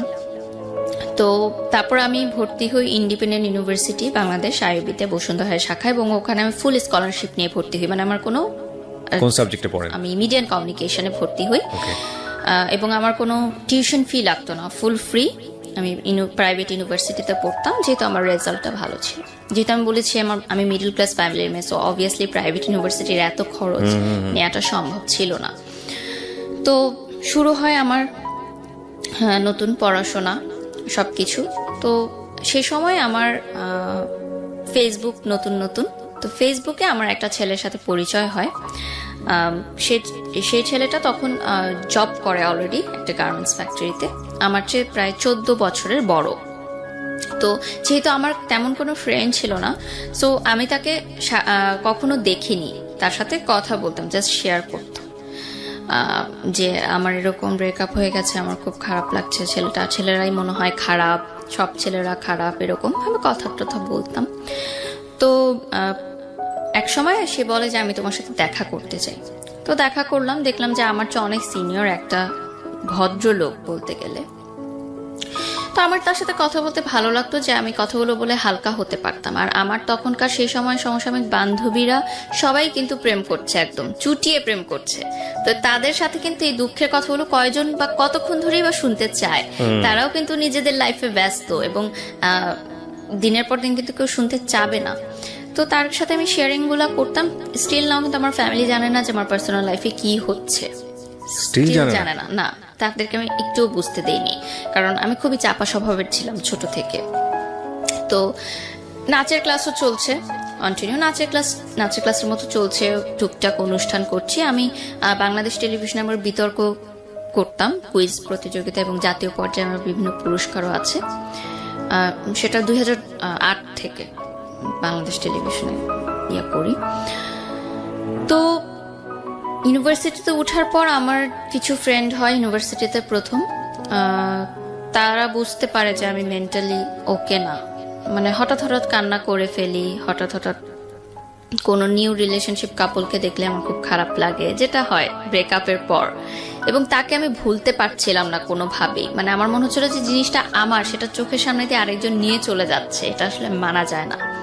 তো আমার মনে হলো যে আমি আসলে মানসিক চাপটা নেওয়ার জন্য প্রস্তুত না এই বয়সে। তো আমার মনে হলো যে আমি আর বেঁচে থাকতে চাই না, কারণ আমি আসলে এটা দেখতে পারবো না যে আমার ভালোবাসার মানুষটা অন্য কারোর সাথে আছে। ইন দ্য মিড টাইম ওই মেয়েটাও কিন্তু আমাকে কন্টিনিউয়াস থ্রেট দিতে থাকে যে আমার বয়ফ্রেন্ডের সাথে তুমি দেখা করবা না, তাকে কোনো ফোন করবা না, কারণ আমি তাকে ডেইলি ফোন করতাম, মেসেজ করতাম। সে আমাকে ফোন করে নানান আজে বাজে গালাগালি যত ছিল অনেক কিছু বলে। তো সেই সময় আমার মনে হয়েছিল যে আমি মনে হয় মারা যাবো, আমি মরে যেতেই চাই। সে সময় তো ট্যাবলেট এতটা ইজি ছিল না, তো ছিল যে আমি ফার্স্ট দিতে চেয়েছিলাম, প্রিপারেশনও নিয়েছিলাম, বাট জাস্ট একটা মোমেন্টের জন্য আমার মনে হলো যে আমারটা জীবন তো মাত্র শুরু। মানুষ বলে যে ইউনিভার্সিটি লাইফটা অনেক এনজয়েবল হয় এবং সামনে আরো অনেক জীবন বাকি আছে, এবং আমি দেখতে চাই যে আমাকে ছাড়া সে কতটা সুখে আছে। আমি শেষটা দেখতে চাই, আমি এত তাড়াতাড়ি হেরে যেতে চাই না। তো আমি ওই পথ থেকে আবার ফিরে আসলাম। মানে এটা ফ্যামিলি জানে না আপনি, মানে কোনো স্টেপ কিভাবে নিতে পারেন? ফ্যামিলি জানে না। ওকে। তো যেটা হয় যে ইউনিভার্সিটিতে ভর্তি হওয়ার পর আমার মনে হয় যে না, আমি মুভ অন করা দরকার। এভাবে যদি আমি থাকি তাহলে আমি অসুস্থ হয়ে যাব মানসিকভাবে। তো ওই সময় আমাদের একটা প্রোগ্রাম শুরু হয় এবং তখন আমি টেলিভিশনেও নাচ করা শুরু করি আস্তে আস্তে। আমাদের স্কুল থেকেই আমাদের নিয়ে যাওয়া হতো। তখন প্রথম বাংলাদেশি আইডল শুরু হয় এসএ টিভিতে, এবং ওখানে আমাদের স্কুল থেকে আমি কাজ করার সুযোগ পাই। ওখানে যে টপ 10 পার্টিসিপেন্টরা থাকে তাদের সাথে জুটি হয়ে নাচ করার সুযোগ পাই আমি। তো আমার তখন বাংলাদেশি আইডলের শুটিং চলতে থাকে। তো এফডিসিতে আমাদের প্রায় 1 সপ্তাহের মতো থাকতে হয়েছিল শুটিং এর পারপাসে। তো সেই সময় দেখা যেত অনেক রাতে শুটিং শেষ হতো, আমাদের আসতে অনেক লেট হয়ে যেত। তখন ওই যে যার সাথে আমি কথা বলতাম, যে বললাম যে ভদ্রলোক, উনি আমাকে নিয়ে যাওয়া আসা করতেন অ্যাজ আ ফ্রেন্ড। গার্মেন্টসের সেই চাকরি ভদ্রলোক করেন, মানে উনি মার্চেন্ডাইজার ছিলেন। ওকে। তো উনি আমাকে নিয়ে যাওয়া আসা করতেন এবং একটা গুড ফ্রেন্ডশিপ আমাদের মধ্যে তৈরি হয়। তো ওই বাংলাদেশ আইডল চলাকালীন সময় সে আমাকে বিয়ের প্রস্তাব দেয়। আচ্ছা। যে সে আমাকে বিয়ে করতে চায়। একটা সময় গিয়ে আমার মনে হলো যে যে আমাকে বিয়ের প্রস্তাব দিয়েছে সে তো সব দিক দিয়ে ঠিকই আছে, ভালোই আছে, এবং আমি যদি বিয়ে করে আরেকটা জায়গায় লাইফ সেটেল করতে পারি তাহলে হয়তো আমি মানসিকভাবে একটু সুস্থ হতে পারবো, মানে এই মিসিংটা থাকবে না, এই খারাপ লাগাটা থাকবে না। This is the main part of the story. হ্যাঁ, এক্স্যাক্টলি। যে একজনকে ভুলার জন্য আমি আরেকজনকে উপর নির্ভরশীল হতে চাচ্ছি। রাইট। এবং বিয়ে করলে একটা নতুন বাড়িতে আমি যাব, সেখানে এটা শুধু আপনার পারসেপশন না, কিন্তু এটা কিন্তু আমাদের সমাজের পারসেপশন। অনেক সময় দেখবেন যে মেয়ে কাউকে পছন্দ করেছে, বাবা মা সেটা জেনে ফেলেছে, যত দ্রুত পারো বিয়ে দিয়ে দাও, এবং এই বিয়ে দিয়ে দিলে কি হয়ে গেল, বাস প্রবলেম সলভ। কিন্তু আসলে প্রবলেমের শুরুটা হয় তখন, এবং সেই প্রবলেমটা এত ভয়াবহ হয়, আনথিঙ্কেবল। তবে এইটা যে আসলে সবসময় যে কাজ করে না তাও না, কারণ প্রিমিটিভ অনেকেই সুখে থাকে কিন্তু, এবং অনেকে জোর করে দিয়েও একটা পর্যায়ে মানিয়ে নিতে নিতে মোটামুটি সেটেল হয়ে যায়। সুখে থাকাটা আসলে নিজের বিষয়। এবং আরেকটা বিষয় হলো যে ধরেন সংসার জীবনে কেউ সুখী না, কিন্তু দেখা গেল যে হচ্ছে না, দুজনের মধ্যে ম্যাচ হচ্ছে না, ঠিক আছে, একটা বাচ্চা নিয়ে নাও, বাচ্চা নিয়ে নিলেও হয়ে যাবে। সামটাইম ইট ওয়ার্কস, যদি কাজ না করে তাহলে এটা ওয়ার্স্ট লাইফ, ডেফিনেটলি ওয়ার্স্ট। ওকে, তারপর কি হলো? তারপরে আমার মনে হলো যে ঠিক আছে, তো আমার বাসায় উনি বিয়ের প্রস্তাব দিল। আমি বললাম ঠিক আছে, আপনি বাসায় ফ্যামিলিগতভাবে কথা বলেন, যদি হয় অ্যারেঞ্জ ম্যারেজ হবে। এবং আমি তাকে ক্লিয়ার করলাম যে আমি কিন্তু আপনাকে ভালোবাসি না, আমি কিন্তু এখনো তাকেই ভালোবাসি, আপনি কি এটা মেনে নিয়ে আমাকে বিয়ে করবেন? তো সে বলে ঠিক আছে, সমস্যা নেই, কারণ সে হয়তো এতটা ম্যাচিউর ছিল সেই বয়সে, সে ডিল করতে পারবে এটা, যে ভেবেছে যে ঠিক আছে, ছোট বাচ্চা মেয়ে বলছে বিয়ের পর ভুলে যাবে। সে তো আমার চেয়ে 14 বছরের বড় ছিল, সো তার অবভিয়াসলি থিঙ্কিংটা ওভাবেই সে চিন্তা করেছে যে তখন আপনি ফার্স্ট ইয়ারে, হ্যাঁ 19 বছর বয়স। তো বাসায় প্রথমে যখন উনি বলে তখন বাসায় মেনে নেয় না, কারণ উনি আমার চেয়ে বয়সের এজ ডিফারেন্সটা অনেক ম্যাটার ছিল, এবং বাসা থেকে বলে যে না, এখন তো মানে বয়সের এজ ডিফারেন্সটাই বেশি ম্যাটার ছিল। তো শুটিং নিয়েও যখন প্রবলেম শুরু হতে থাকে তখন আমার মা মনে করে যে মেয়ে মিডিয়ার পথে যাচ্ছে, সেটা আটকানোর জন্য মেবি বিয়ে দিয়ে দিলে ভালো হবে। যেটা মানে হয়তো তারা এটা ভেবেছিল যে সংসার তো করতেই হবে, আজ হোক কাল হোক। তো যদি আগে থেকেই লাইফটা সেটেল হয়ে যায় তাহলে দোষ কি? পড়াশোনা তো চলছে, পড়াশোনার মতো থাকুক, এদিকে সংসার করুক, অ্যাটলিস্ট এই নাচ গানের যে ভূতটা টেলিভিশনে কাজ করার এটা চলে যাক। তো একটা সময় রাজি হয়। তো আমার বাংলাদেশ আইডলের ফাইনালের যেদিন শুটিং থাকে, মানে ফাইনাল এপিসোডের, আমার এখনো ইউটিউবে 8 এপিসোড পর্যন্ত আমার নাচগুলো আছে, এরপরে আর নেই। বাংলাদেশ আইডলের একটা গানের অনুষ্ঠান ছিল? হ্যাঁ, কিন্তু গানের অনুষ্ঠানের মানে যারা পার্টিসিপেন্ট ছিল টপ 10, তাদের সাথে নাচের একজন জুটি থাকতো, মানে গানটাকে আর একটু সুন্দর করার জন্য, দর্শকদের কাছে মনোরঞ্জন করার জন্য। তারপর দেখা যায় যে ওই দিন শুটিং এর দিনই আমার বিয়ে হয়। সেটা আমি জানতাম না আসলে। আমার বাসায় খুব ঘরোয়া পরিবেশে বিয়েটা সম্পূর্ণ হয়, মানে কোনো প্রোগ্রাম করে না। তো তার 3 মাস পর আমাকে উঠিয়ে নেওয়া হয়। 3 মাস আমি আমার বাবার বাড়িতেই থাকি। আমার বাবা মা বলে যে 3 মাস সময় নিলাম। তো 3 মাসের মধ্যে গুছানো হয়, একটু ধুমধাম প্রোগ্রাম হয়, গায়ে হলুদ, মেহেদি, সব বিয়ে, বউ ভাত, সবকিছুই হয় সুন্দর। এটা কি ওই সময় ওই ছেলেটা জানতো যে আপনার বিয়ে হয়ে যাচ্ছে? হ্যাঁ, এখানে আমি বলবো যে আমি তাকে কন্ট্যাক্ট করার চেষ্টা করি যে আমি কিন্তু বিয়ে করছি। সে বলে ঠিক আছে, ফাইন, বিয়ে করো, কোনো সমস্যা নেই। তো আমার যেদিন বিয়ের অনুষ্ঠান হয়, বিয়ের শপিংয়ে যাই। তো আমি ওর যখন আগে আমার বয়ফ্রেন্ডের সাথে কথা বলতাম, তখন আমরা চিন্তা করতাম যে বিয়ের দিন আমি লাল লেহেঙ্গা পরবো, এটা আর কি কথা বলতাম। তো বিয়ের যখন মার্কেটিং করতে যাই আমি আর আমার হাজবেন্ড, তখন বসুন্ধরা কমপ্লেক্সে যাই। আমার এখনো মনে আছে সে একটা গোলাপি লেহেঙ্গা আমার জন্য পছন্দ করে। তাই আমি বলি যে না, এই লেহেঙ্গাটা সুন্দর না, আমি লাল লেহেঙ্গাই পরবো। কারণ আমার মাথায় কিন্তু ওইটাই ছিল যে আমি আমার কমিটমেন্টটা রাখবো, যে আমি আমার বিয়ের দিন লাল লেহেঙ্গাই পরবো এবং সেটা ওর জন্য পরবো। মানে আমার কার সাথে বিয়ে হচ্ছে বা আমার বিয়ে হচ্ছে সেটা কিন্তু তখন বিষয় না। আমার বিষয় হচ্ছে আমি আমার কমিটমেন্টটা রাখবো। তো আমি লাল লেহেঙ্গাই কিনি এবং আমি লাল লেহেঙ্গাই পরি আমার বিয়ের দিন। এটা আমার হাজবেন্ড জানতেন না যে আমি কেন লাল লেহেঙ্গাটা চুজ করলাম। তো পরবর্তীতে যেদিন আমার বিয়ের অনুষ্ঠান, আমার এখনো মনে আছে, আমি গুলশানে পার্সোনাতে সাজ শেষ করে আমি ফোন দিলাম আমার আগের বয়ফ্রেন্ডকে। নিচে কিন্তু গাড়ি দাঁড়িয়ে আছে, আমার মা এসেছে আমাকে নিতে। আমি যাওয়ার আগে জাস্ট ফোন দিলাম যে আমার বিয়ে হচ্ছে, আজকে আমার বিয়ে, তুমি যদি এখনো আমাকে বলো আমি এই মুহূর্তে চলে আসবো গাজীপুরে। এই অবস্থায় চলে আসবো? হ্যাঁ, এই লাল লেহেঙ্গা পরে আমি চলে আসবো, তুমি শুধু আমাকে অ্যাকসেপ্ট করো। আমি কমিউনিটি সেন্টারে যাব না, কিন্তু আমার কিন্তু অলরেডি আক্ট হয়ে গেছে, ওই দিনটা আমার প্রোগ্রাম।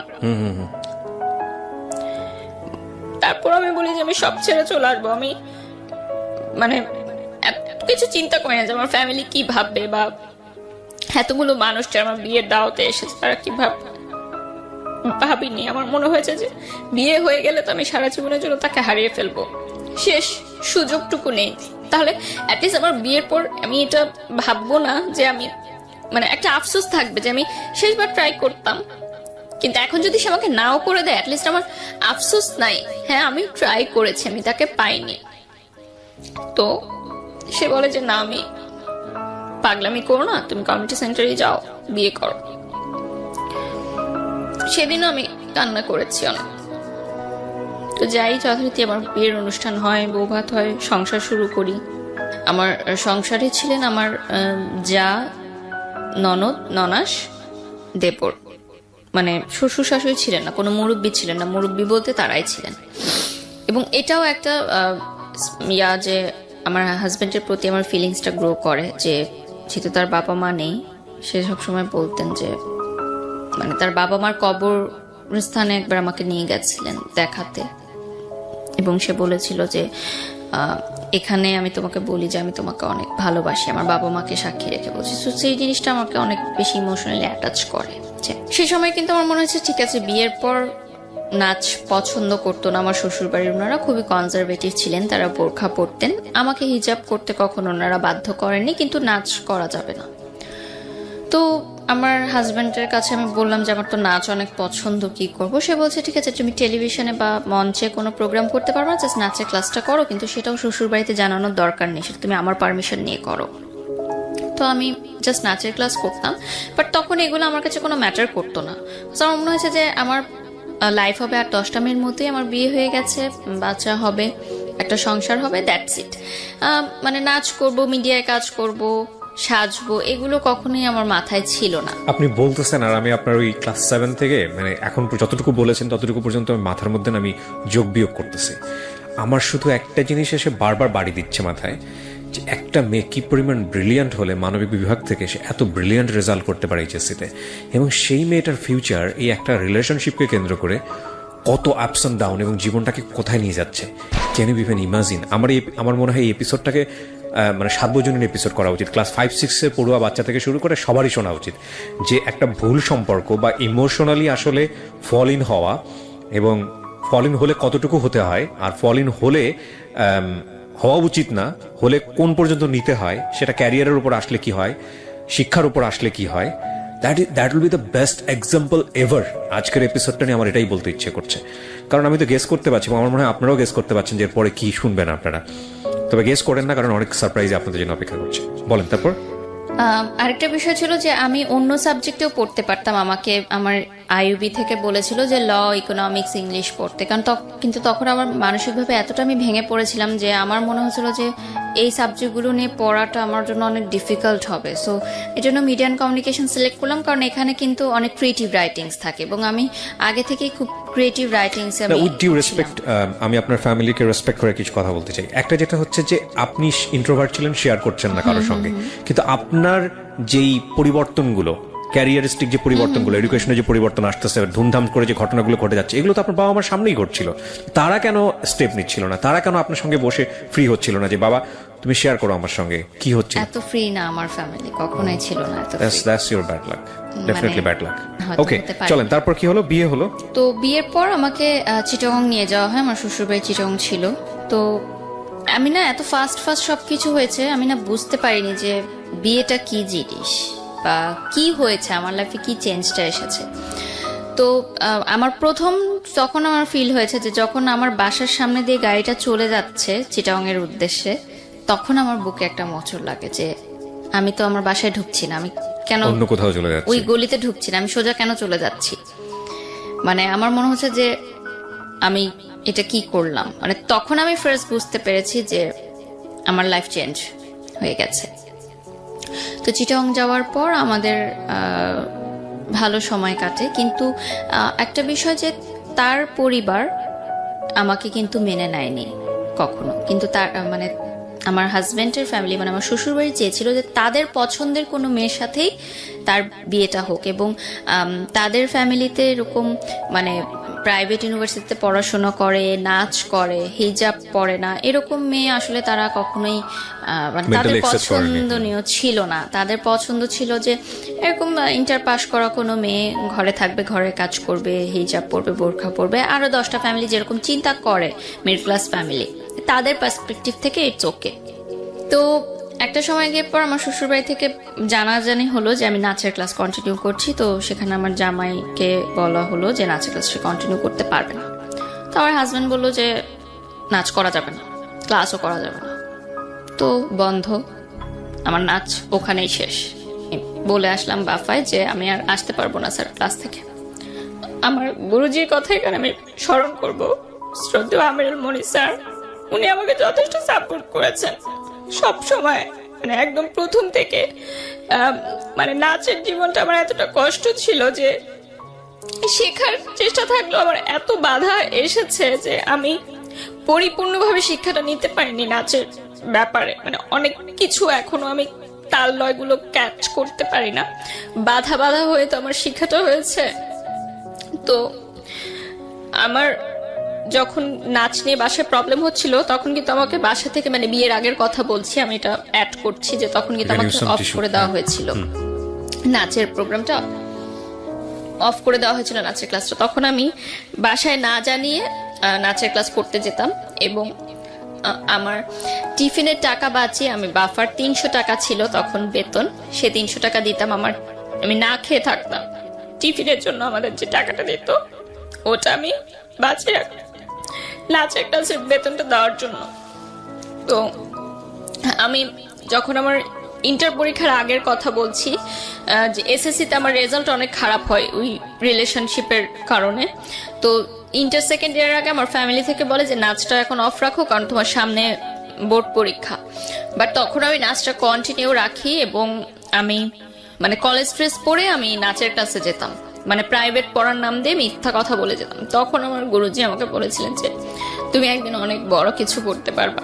মানে এত নাচ শেখার জন্য যে এতটা ইচ্ছা, এটা আসলে সবার মধ্যে দেখা যায় না। তো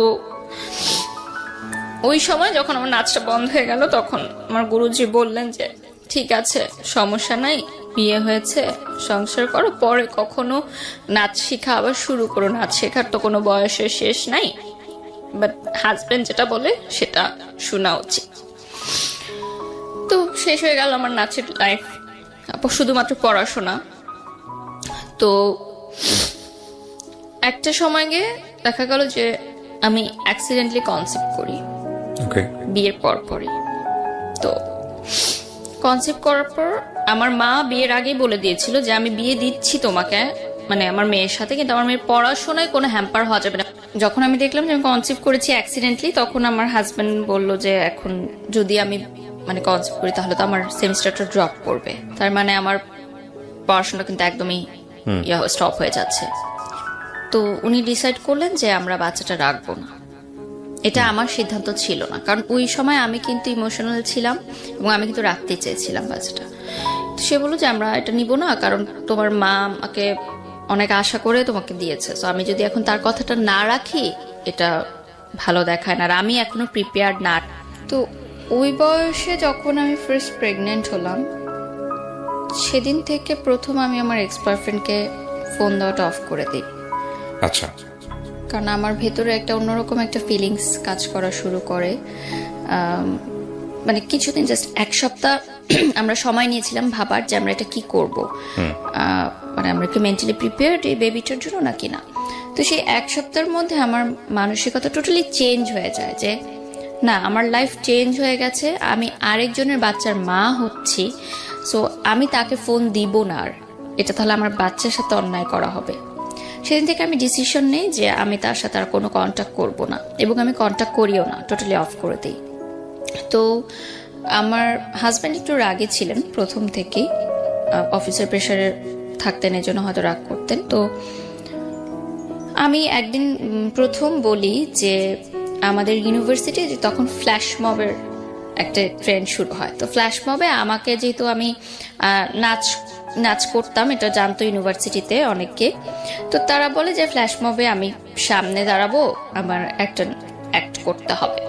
তো আমি আমার হাজবেন্ডকে বাসায় বলি, তো সেদিন প্রথম সে আমার গায়ে হাত তুলে, এই নাচকে কেন্দ্র করে। হ্যাঁ, মানে গায়ে হাত তুলে যে নাচ মানা করার পরও কেন তুমি ভার্সিটিতে এটা জানালে, এবং তোমাকে কেন বললো ফ্ল্যাশ মবের জন্য, মানে তোমাকে বললো কেন, মানে আমি তো মানা করেছি। বিয়ের আগে কি আপনি এই বিষয়গুলো নিয়ে কথা বলেনি তার সঙ্গে, যে আমার নাচ বা আমার অন্যান্য জায়গাগুলো, এগুলো তো ফার্স্ট সবকিছু হয়েছে যে মানে আপনি এই বিষয়গুলো নিয়ে কথা বলতে পারেন? কথা বলা হয়নি, বাট তখন এই বিষয়গুলো উঠেনি আসলে। তার পরিবারে যাওয়ার পর আমি বুঝতে পেরেছি, বা তার পরিবার থেকে আমাকে বলেছে যে এরকম করা যাবে না। তো যেদিন ফ্ল্যাশ মবের রেকর্ডিং হয় সবাই রেডি ছিল, তো আমার ফ্রেন্ডরা, আমার ইউনিভার্সিটির ফ্রেন্ডরা আমাকে সমানে ফোন দিচ্ছে যে তুই কই, সবাই তো তোর জন্য ওয়েট করতেছে। তো আমি বলছি আমি একটু অসুস্থ, আমি আসতে পারবো না, কারণ আমি ডোমেস্টিক ভায়োলেন্সের বিষয়গুলো আমি তো অবভিয়াসলি ইউনিভার্সিটির ফ্রেন্ডদেরকে তখন বলবো না। আমি বলে আমি অসুস্থ, আমি আসতে পারবো। ওই দিন আমার ক্লাস ছিল এবং আমার মনে আছে আমার পরীক্ষাও ছিল, আমি অ্যাটেন্ড করিনি, শুধুমাত্র কারণ আমি অ্যাটেন্ড করলে আমাকে তো ফ্ল্যাশ মবে অ্যাটেন্ড করতে হবে এবং আমাকে বলতে তো হবে যে আমি কেন করছি না। সো আমি যাইনি ওই দিন ইউনিভার্সিটিতে। ওই দিন থেকে শুরু হয় আমার ডোমেস্টিক ভায়োলেন্সের যে বিষয়টা। তো এরপর থেকে আমার শ্বশুর বাড়ি থেকে নানানভাবে আমাকে বিভিন্ন কথাবার্তায় মানসিক নির্যাতন করা হতো, বিভিন্ন ছোটখাটো কথাতেই। যে যেহেতু রান্না পারতাম না, আমি ট্রাই করতাম, বাট ওই বয়সটা তো অতটা আমি পারতাম না হয়তো, বা এত কিছু বুঝতাম না যে কার সামনে কি বলতে হবে বা কিরকম। তো এই বিষয়গুলো নিয়ে আমার শ্বশুর বাড়িতে অনেক কমপ্লেন ছিল আমার নামে। এবং বিয়ের প্রথম দিন সকালবেলা মিষ্টি জাতীয় কিছু মনে হয় বানাতে হয়, এটা আমার জানা ছিল না। করেন লাগে সত্যি করতে হয়? হ্যাঁ, করতে হয় নাকি, হয়তো এটা দেশ ওয়াইজ হয়তো ডিফারেন্ট থাকে, চিটাগং এ হয়তো বা অন্য কোনো ডেতে, বা এটা তো অনেকের ফ্যামিলি ট্র্যাডিশন থাকে। তো আমি সেরকম যেহেতু কিছু করিনি, আমি এই জন্য হয়তো অনেক সময় কথা আমাকে বলে মানে they are not happy with me. Okay. এবং তারা আমার ফ্যামিলি নিয়েও অতটা হ্যাপি ছিল না। একটা টাইমে তাদের ফ্যামিলি থেকে একজন বলে, আমি নাম মেনশন করব না, যে এখানে কারণ আমি আমরা এখন পর্যন্ত মেনশন করিনি, রাইট?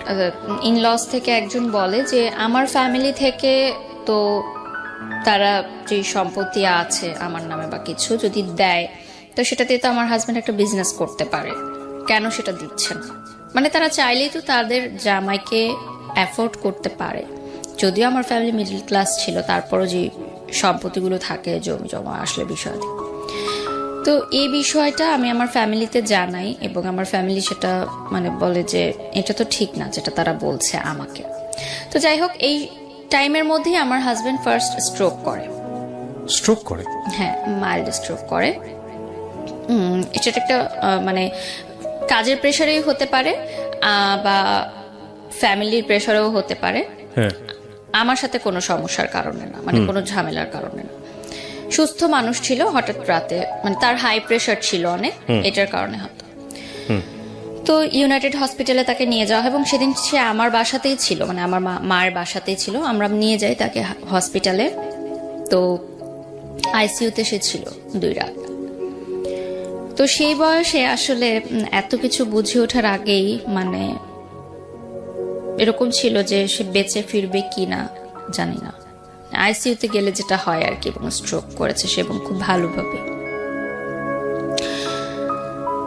আমার এখনো মনে আছে ওই দিন আমি মানে ইউনাইটেডের আইসিইউ সামনে তো মানে বসার কোনো প্লেস নেই, আমি সিঁড়িতে বসেছিলাম সারা রাত, মানে রাত 12:30-1টার দিকে ঘটনা। আমি ভোর পর্যন্ত আমি বসেছিলাম এবং মানে আমি জানি না যে কি হবে। এবং আমার তখন ফার্স্ট টাইম মনে হয়েছে যে আমার লাইফটা কি এরকম হওয়ার কথা ছিল।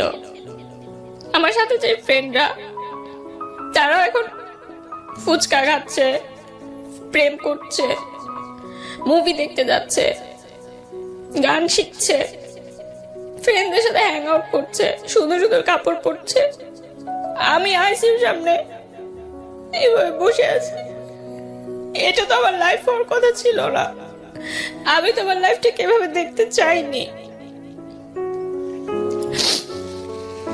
এবং সেটা আমার ভুলের জন্যই। কিন্তু আমি কিন্তু কাউকে ব্লেম করতে পারবো না যেটা তাদের ভুলের জন্য। আমার লাইফ কিন্তু আজকে আমার ভুলের জন্যই এমন। তো ভোরের দিকে আমার দেবর এসে আমাকে একটা জুস কিনে দিল, জুস খেলাম, কারণ আমিও নিজে অসুস্থ হয়ে যাচ্ছিলাম আসলে ওই সময়টায়। তো যাই হোক, দুপুরের দিকে ডক্টর আসে, ইউনাইটেডের 2টার সময় ডক্টর আসে আবার দুপুরবেলা চেক আপ করার জন্য। তখন বলে যে আপনার হাজবেন্ড ঠিক আছে, কোনো চিন্তার বিষয় নেই, ওনাকে আমরা HDR বা কি যেন একটা বলে ওখানে ট্রান্সফার করে দিচ্ছি, কালকে ডিসচার্জ হয়ে যাবে। তো গেল আরেকটা ধাক্কা গেল আমার লাইফের উপর দিয়ে। তার কয়েক মাসের মধ্যেই আমার হাজবেন্ডের আরেকটা জটিল রোগ ধরা পড়ে এবং সেটা বেশ জটিল ছিল। আমি এখন বলতে পারবো না, হয়তো স্ক্রিনে তার হয়তো কোনো ক্ষতি হোক না, ঠিক আছে, আমরা জানতে চাই না। যেটার কারণে তার খাওয়া দাওয়ার অনেক রেস্ট্রিক্টেড হয়ে যায় এবং এটা বাই জেনারেশন ছিল এই রোগটা। তো দেখা যায় যে খুব পরিমিত হয়ে যায় তার লাইফ স্টাইলটা, এবং একটা অপারেশন হয়, মেজর অপারেশনের পর তার বেশ কয়েকদিন বেড রেস্টে থাকতে হয়। তো তখন কিন্তু একটা ডিস্টেন্স ক্রিয়েট হয়, মানে হাজব্যান্ড ওয়াইফের যে রিলেশনটা থাকে সেটার ব্যাপারে ডিস্টেন্স ক্রিয়েট হয়। প্রায় 1 বছর এর মতো ছিল সেটা। 1 ইয়ার। এবং এমনও ছিল না যে এর আগেও খুব বেশি মানে ভালো ছিল, সুখকর ছিল ওই লাইফটা। তারপরও 1 বছরের ডিস্টেন্স আমার মনে হয় যে অনেক কিছু চেঞ্জ হয়, কারণ একটা হাজবেন্ড মেন্টালিটি তো চেঞ্জ হওয়াটাই স্বাভাবিক, এটা খুবই ইম্পর্টেন্ট। তো ইভেন যদি বন্ডেজটা না থাকে। হ্যাঁ, আমি একটা মানুষের সঙ্গে স্টে করতেছি, একই বিছানায় ঘুমাচ্ছি, না হোয়াট ফর রিজনটা কি? আপনি যদি একটা মানুষের সঙ্গে স্টে করেন, ওই মানুষটার পারপাস আপনি সার্ভ করতেছেন, ইটস আ রিলেশনশিপ। লাইক সে আপনার কিন্তু সম্পর্কের জায়গা থেকে হাজব্যান্ড, কিন্তু এই মানুষটার আপনি পারপাসই ছিল এই মানুষটার কাছে আসা যে আমি এক ধরনের রিমেডি চাই আমার পাস্ট লাইফে। ইট ইজ নট মানে অ্যাকচুয়ালি কাজ করতেছে না। সেকেন্ড হচ্ছে যে ওখানে গিয়েও আপনি আপনার জায়গা থেকে যেটা চেয়েছিলেন সেভাবে হচ্ছে না, হ্যাপি না। থার্ডলি হলো যে সম্পর্কের জায়গাটা, স্বামী স্ত্রী যে সম্পর্কের জায়গাটা, ইট ইজ নট সাউন্ড। এখন সবকিছু মিলায়ে দ্য এম ইজ জিরো, মানে ultimately next day is zero. তাহলে আমি এই মানুষের সঙ্গে স্টে কেন করছি? মানে তাকে আমি তো ভালোবাসি না। সো দেখেন সম্পর্কটা কতটা জটিল জায়গায় চলে গেছে। হ্যাঁ, তারপরে মানে সেই সময় আমার মনে হয়েছে যে that was a wrong decision, যে আমার এই বয়সে বিয়ে করলাম, একজনকে ভুলার জন্য আরেকজনের উপর নির্ভরশীল হলাম, এবং তাকেও আমি ভালোবাসতে পারছি না। তো আপনি যখন এই রিলেশন মানে হাজবেন্ড থাকা অবস্থায় আপনার এক্স বয়ফ্রেন্ডকে ফোন দিচ্ছিলেন, এক্স বয়ফ্রেন্ড তো আপনার জায়গা থেকে আমি বলতে পারি না, কারণ তখন আপনি তাকে লাভ করে চলেছেন, বাট তার জায়গা থেকে কি সেটাও আমরা জানি না। সো ও কি বলতো?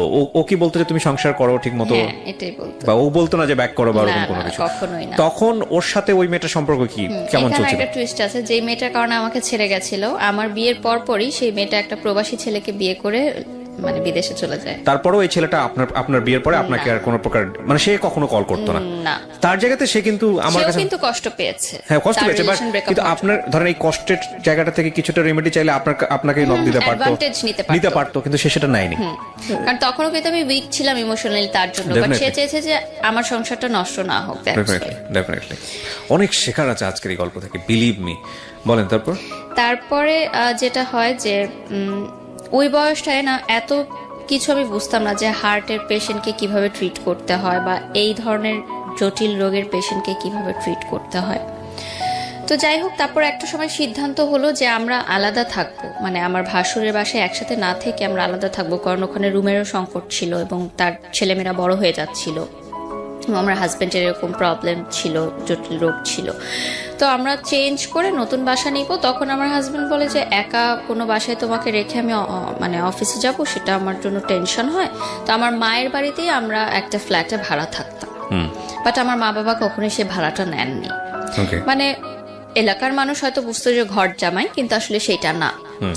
আমার মা নিতেন না, কারণ মা জানতেন যে খুবই লিমিটেড আয় তার, সো এখানে ভাড়াটা কিভাবে নিবে, আমারই তো সন্তান থাকছে। বাট আমার রান্না আলাদা হতো এবং মা আমার পার্সোনাল লাইফে কোনো ইন্টারফেয়ার করতো না, মানে আমি আমার সংসার একদম টোটালি আলাদাই করতাম, আমার মা আমার মার মতো ছিল। তো ডোমেস্টিক ভায়োলেন্স কিন্তু কন্টিনিউ তখনও, সে একটু সন্দেহ প্রবণ ছিল। মানে আমি যে ইউনিভার্সিটিতে যেতাম, আমার মানে ছেলের বন্ধু ছিল না, কিন্তু আমার গ্রুপ স্টাডিজের কারণে প্রাইভেট ইউনিভার্সিটি যেটা হয় যে গ্রুপ করে দেওয়া হয় এবং আমাদের কিন্তু কন্ট্যাক্ট করতে হয় ফেসবুকে বা থ্রুতে। পড়াশোনার কাজেও কিছু ছেলেদের সাথে আমার কথা বলতে হয়, সেটাও তার অতটা পছন্দ ছিল না, এবং আমার শ্বশুরবাড়িরও পছন্দ ছিল না যে আমার ছেলেদের সাথে পরিচয় থাকে। তো ওই যে আমার বয়ফ্রেন্ডের একটা বেস্ট ফ্রেন্ড ছিল যার কথা বলছিলাম, তার সাথে কিন্তু আমার কন্টিনিউ সম্পর্ক, কারণ সে আমাকে একটা সময় হেল্প করেছে ইনফরমেশনগুলো দিয়ে, সো তার প্রতি আমি কৃতজ্ঞ। তো সে মালয়েশিয়াতে পড়াশোনা করতে চলে যায় হায়ার স্টাডির জন্য, গ্র্যাজুয়েশনের জন্য। তো সে এত বছর পর মালয়েশিয়া থেকে যখন ব্যাক করে, সে বলে যে আমরা চলো দেখা করি। তাকে আমি জাস্ট ভাই ডাকতাম এবং সে আমাকে ছোট বোনের মতোই করতো। তো তার সাথে দেখা হয় এত বছর পর, মনে হয় যে আমি মন খুলে কথা বলতে পারছি, আমার কথাগুলো বলতে পারছি। যদি আমার কোনো ফ্রেন্ড ছিল না, আমি বারবার এই কথাটা মেনশন করছি যে ফ্রেন্ড থাকলে হয়তো আমি অনেক কিছু শেয়ার করতে পারতাম এবং অনেক ভুলগুলো আমি শুধরাতে পারতাম। যেহেতু আমি প্রচুর ইন্ট্রোভার্ট ছিলাম এবং কলেজ চেঞ্জ হওয়ার কারণে, আর আমার সব ফ্রেন্ডরা ইডেনে ভর্তি হয়, আইইউবিতে কেউ ভর্তি হয় না, সো নতুন পরিবেশের কারণে ওটা ফ্রেন্ডশিপটা হয়ে গড়ে ওঠেনি। তো তারপর যেটা হয় যে আমার শ্বশুরবাড়ি থেকে বলে যে আমি প্রাইভেট ইউনিভার্সিটিতে পড়তে পারবো না, পড়লে আমাকে কোনো সরকারি কলেজে পড়তে হবে। না, কিন্তু আড্ডার জায়গায় ছিলেন আপনি, ছেলেটার সঙ্গে আপনি আড্ডা দিবেন, হ্যাঁ, ওটা বলছি। তো এই কথাগুলো আমি তাকে বলি যে আমার শ্বশুরবাড়ি থেকে আমার নাচ বন্ধ করে দিয়েছে, এখন আমার পড়াশোনা নিয়েও প্রবলেম করছে। তো ভাইয়া সবসময় বলে যে না, এখন তোমার বিয়ে হয়ে গেছে, এখন তোমাকে অনেক কিছু মেনে চলতে হবে, তুমি এভাবেই চলো। দেখো তোমার শ্বশুরবাড়ি যেভাবে বলে অ্যাডজাস্ট করে চলো, অ্যাডজাস্ট করে চলতে হয়, সব মেয়েদেরই ভাবে চলতে হয়। উনি সবসময় আমাকে বুঝাতো। তো উনি আমাকে কিছু চকলেট দেয়, মানে বিদেশ থেকে আসলে তো চকলেটই গিফট নিয়ে আসে। তো আমি যখন বাসায় এসে আমার হাজব্যান্ডকে বলি যে উনি এসেছিল, আমাকে চকলেট গিফট করেছে, তখন ওই যে ডোমেস্টিক ভায়োলেন্স শিকার হই আমি। তো এটা না আমার কাছে মনে হচ্ছিল যে এটা কেন হচ্ছে, এটা তো আসলে হওয়ার না। বাবা আপনার গায়ে হাত তুলতো কখনো? ওই যে প্রেম করার কারণে তুলেছে, এছাড়া কখনো তুলতেন। আমার বাবা কখনো তুলেননি, মা তুলতেন। সেটা কিন্তু আমার দোষে, ঠিক আছে, বাট ওরকম না। কিন্তু পরবর্তীতে কিন্তু সন্তান কিন্তু সন্তানই, সবাই ছোটবেলায় মার খেয়েছে বাবা মার হাতে, ওইটা কিন্তু ডোমেস্টিক ভায়োলেন্সের পর্যায়ে পড়ে না, যদি না এক্সট্রিম হয় তখন আমরা সেটাকে কিন্তু বলতে কজ পারি। কি ছিল, মানে আপনি ওনার সঙ্গে দেখা করেছেন এই কারণে? হ্যাঁ, দেখা করেছি, এজন্য সন্দেহ করতো আপনাকে? সন্দেহপ্রবণ ছিল, কারণ আমি ছোট ছিলাম তার চেয়ে বয়সে, এই জন্য হয়তো। এবং আমার তখন ফেসবুকে প্রচুর ছেলেরা আমাকে নক দিত, কারণ আমাকে দেখে বোঝা যেত না যে আমি ম্যারিড। এবং ইউনিভার্সিটিতেও ছেলেরও নক দিত, কারণ ওই বয়সটায় আসলে আমি যে ম্যারিড ওরকম একটা লুকও আমার ছিল না আসলে যে আমি ম্যারিড। তো সব দিক থেকে সমস্যা বলছিল যে আমি পড়াশোনা করতে পারবো না, আমি ইউনিভার্সিটি যেতে পারবো না, কারণ ইউনিভার্সিটিতে গেলেই আমি দেখা যাবে বাইরে যাচ্ছি। মানে এটা আপনার আপনার বাড়িতে বসেই এই ঘটনা? কিন্তু আমার মা বাবা বা ফ্যামিলিকে আমি কখনো এগুলো বুঝতে দেইনি, মানে এই জায়গাগুলোতে ইন্টারফেয়ার করতে দেননি যে Even আমার আমি যে- সংসারের জীবনে? আমার যে প্রেগনেন্সির ব্যাপারটাও কিন্তু আমার বাসায় এখনো জানে না। আজকেই ফার্স্ট জানলো। প্লিজ সাবস্ক্রাইব করতে ভুলবেন না, সাবস্ক্রাইব করার পরে নোটিফিকেশন বাটনটি অন করে নেবেন। ওকে, আমরা যেখানটায় ছিলাম তারপর? আমি বলবো যে মানসিকভাবেও অনেক আমাকে হ্যারাস করা হতো। আমার শ্বশুরবাড়ির লোকজনদের নানান মন্তব্যে আমি প্রচুর কষ্ট পেতাম মানসিকভাবে। সেই কথাগুলো আমি এখন হয়তো বলবো না, কারণ তাদের একটা সোশ্যাল স্ট্যাটাস আছে, বাট খুবই কষ্টদায়ক। অ্যাকচুয়ালি বোথ সাইড থেকে বিষয়টা ম্যাচ ছিল না। তো যেটা হয় যে একটা সময় পর আমার মনে হয় যে তার সন্দেহ প্রবণতাটা অনেক বেড়ে গেছে এবং সে কোনো কিছু সহজভাবে নিতে পারছে না। ইন দ্য মিড টাইম আমি সোশ্যাল মিডিয়াতে কিছু গার্লস গ্রুপ থাকে না, তখন সেই গার্লস গ্রুপে আমার ছবি পোস্ট করতাম, আমার শ্বশুরবাড়ির ছবি পোস্ট করতাম, হাজব্যান্ডের, এবং কি রান্না করলাম ডেলি রান্নার ছবিগুলো পোস্ট করতাম। তো খুব ভালো রেসপন্স আসতো, হাজার হাজার লাইক কমেন্ট আসতো। মেয়েরা আমাকে খুব পছন্দ করতো যে মেয়েদের এখন এরকমও স্বপ্ন থাকে যে বিয়ে করে লাইফ সংসার সেট করবে, কারণ মেয়েদের তো অনেক ধরনের গোল থাকে। বাট আমি আমার সংসার, হাজবেন্ড সবকিছু নিয়ে হ্যাপি থাকার চেষ্টা করতাম, মানে সোশ্যাল মিডিয়াতে যেটা আমি দেখাতাম। তো সবাই আমাকে খুব প্রেস করতো। তো এর মধ্যে একজন আমাকে নক দেয় যে আপু আমার একটা নতুন পেজ আছে। তখন নতুন নতুন কিন্তু মেয়েরা বিজনেস স্টার্ট করে, যে ফেসবুকে লাইভ করে, জামা কাপড় বিক্রি করে। এখন এটা খুবই অ্যাভেলেবল, বাট যে সময়ের কথা বলছি 2014-15 কথা, তখন মাত্র শুরু হলো। তো আমারই পরিচিত একটা মেয়ে ইউনিভার্সিটির, ও আমাকে বলে যে আমার কয়েকটা শাড়ি আর ড্রেস আছে, তুমি পরে একটু ছবি তুলে দিবে। ওটাও কিন্তু তেমন ফটোশুট না যে স্টুডিওতে গিয়ে হবে, বাসায় ঘরোয়াভাবে ও মোবাইলেই কিছু ছবি তুলবে, জাস্ট ওর বাসায় একটা সুন্দর টেরাস আছে ওখানে। তো আমি আমার হাজবেন্ডকে বলি যে আমি এরকম করতে চাই। সে বলে যে না, ফটোশুট তো করা যাবে না, মানে মিডিয়া রিলেটেড কোনো কাজই করা যাবে না। তো ওই মেয়েটা আমাকে অনেক রিকোয়েস্ট করে। তো আমি বলি যে আচ্ছা ঠিক আছে, আমি ছবিটা তুলবো, বাট এই যে ছবিটা বেশি জায়গায় তুমি প্রকাশ করো না, কারণ আমার হাজবেন্ড জানে না। তো আমি যাই, ইউনিভার্সিটি শেষ হওয়ার পর আমি ছবিগুলো তুলি, এবং আমার মনে হয় কি যে আমি হয়তো কাজটা শেষ করে বাসায় এসে যদি তাকে বলি তাহলে হয়তো জিনিসটা ইজি হয়ে যাবে। আর বিষয়টা তো এমন না যে খুব মানে বিলবোর্ড হয়ে যাচ্ছে আমার, আমি টেলিভিশনে চলে আসছি। এটা জাস্ট একটা অনলাইন পেজের জন্য, এবং সেই পেজটা জাস্ট নতুন একটা পেজ, জাস্ট ছবিগুলো দেওয়ার জন্য। তোর বাসায় যাই আমি, ও আমার 2টা শাড়ি 2টা ড্রেস পরে ছবি তুলে, ওর মোবাইলেই তুলে রুমের মধ্যে। তো ছবিগুলো পাবলিশ হওয়ার প্রায় কয়েক সপ্তাহ পর ইয়া হয়, তার কোন এক কলিগ সেই ছবিটার স্ক্রিনশট তাকে দেয়। তো ইন দ্য মিড টাইম আমি বলেছি যে আমার একটা ফ্রেন্ডের এরকম ড্রেস দিয়েছিল, আমি পরে ছবি তুলেছি। তো সে অতটা ইয়া করেনি যে ঠিক আছে, মানে ফটোশুট টাইপ এটা বলিনি। তারপর যখন তার কলিগরা একটা ছবি দিল, তারপর যে সেম ডোমেস্টিক ভায়োলেন্স।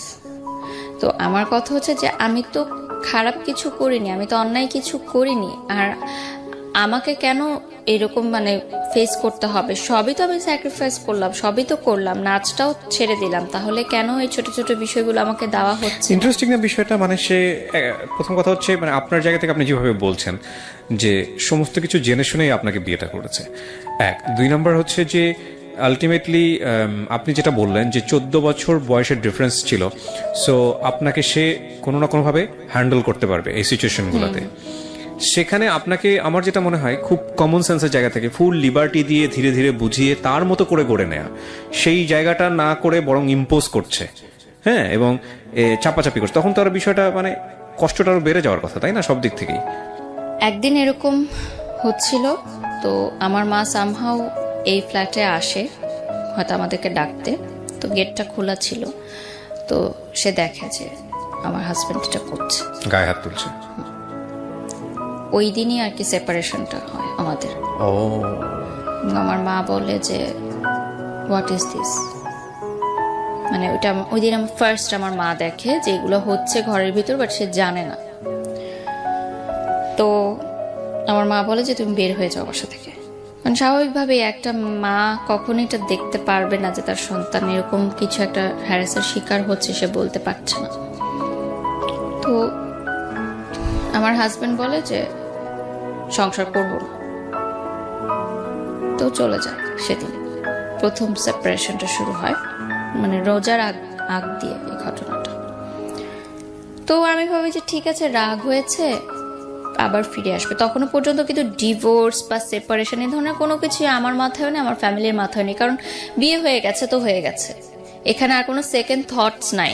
মার খেলেও তোমাকে থাকতে হবে এই ঘরে, এবং হোয়াট এভার ইট ইজ তোমাকে এইখানেই থাকতে হবে, যেটা আমার না, বাংলাদেশের বেশিরভাগ মেয়েদেরই এটাই মানসিকতা। এবং আমি তো দেখি এখন, যেহেতু আমি সোশ্যাল মিডিয়াতে অনেক অ্যাক্টিভ, দেখি যে আমাদের বাংলাদেশে হাজার হাজার ঘরে মেয়েরা ডোমেস্টিক ভায়োলেন্সের শিকার হয় এবং তারা কিছু বলতে পারে না, দ্যাটস ওয়াই তারা সেটা মুখ বুজে সহ্য করে। এবং আরেকটা কথা যে ইকোনমিক্যাল ডিপেন্ডেন্সি থাকে না তাদের, যেটা সেই সময় আমারও ছিল না, আমি কিন্তু স্টুডেন্ট ছিলাম।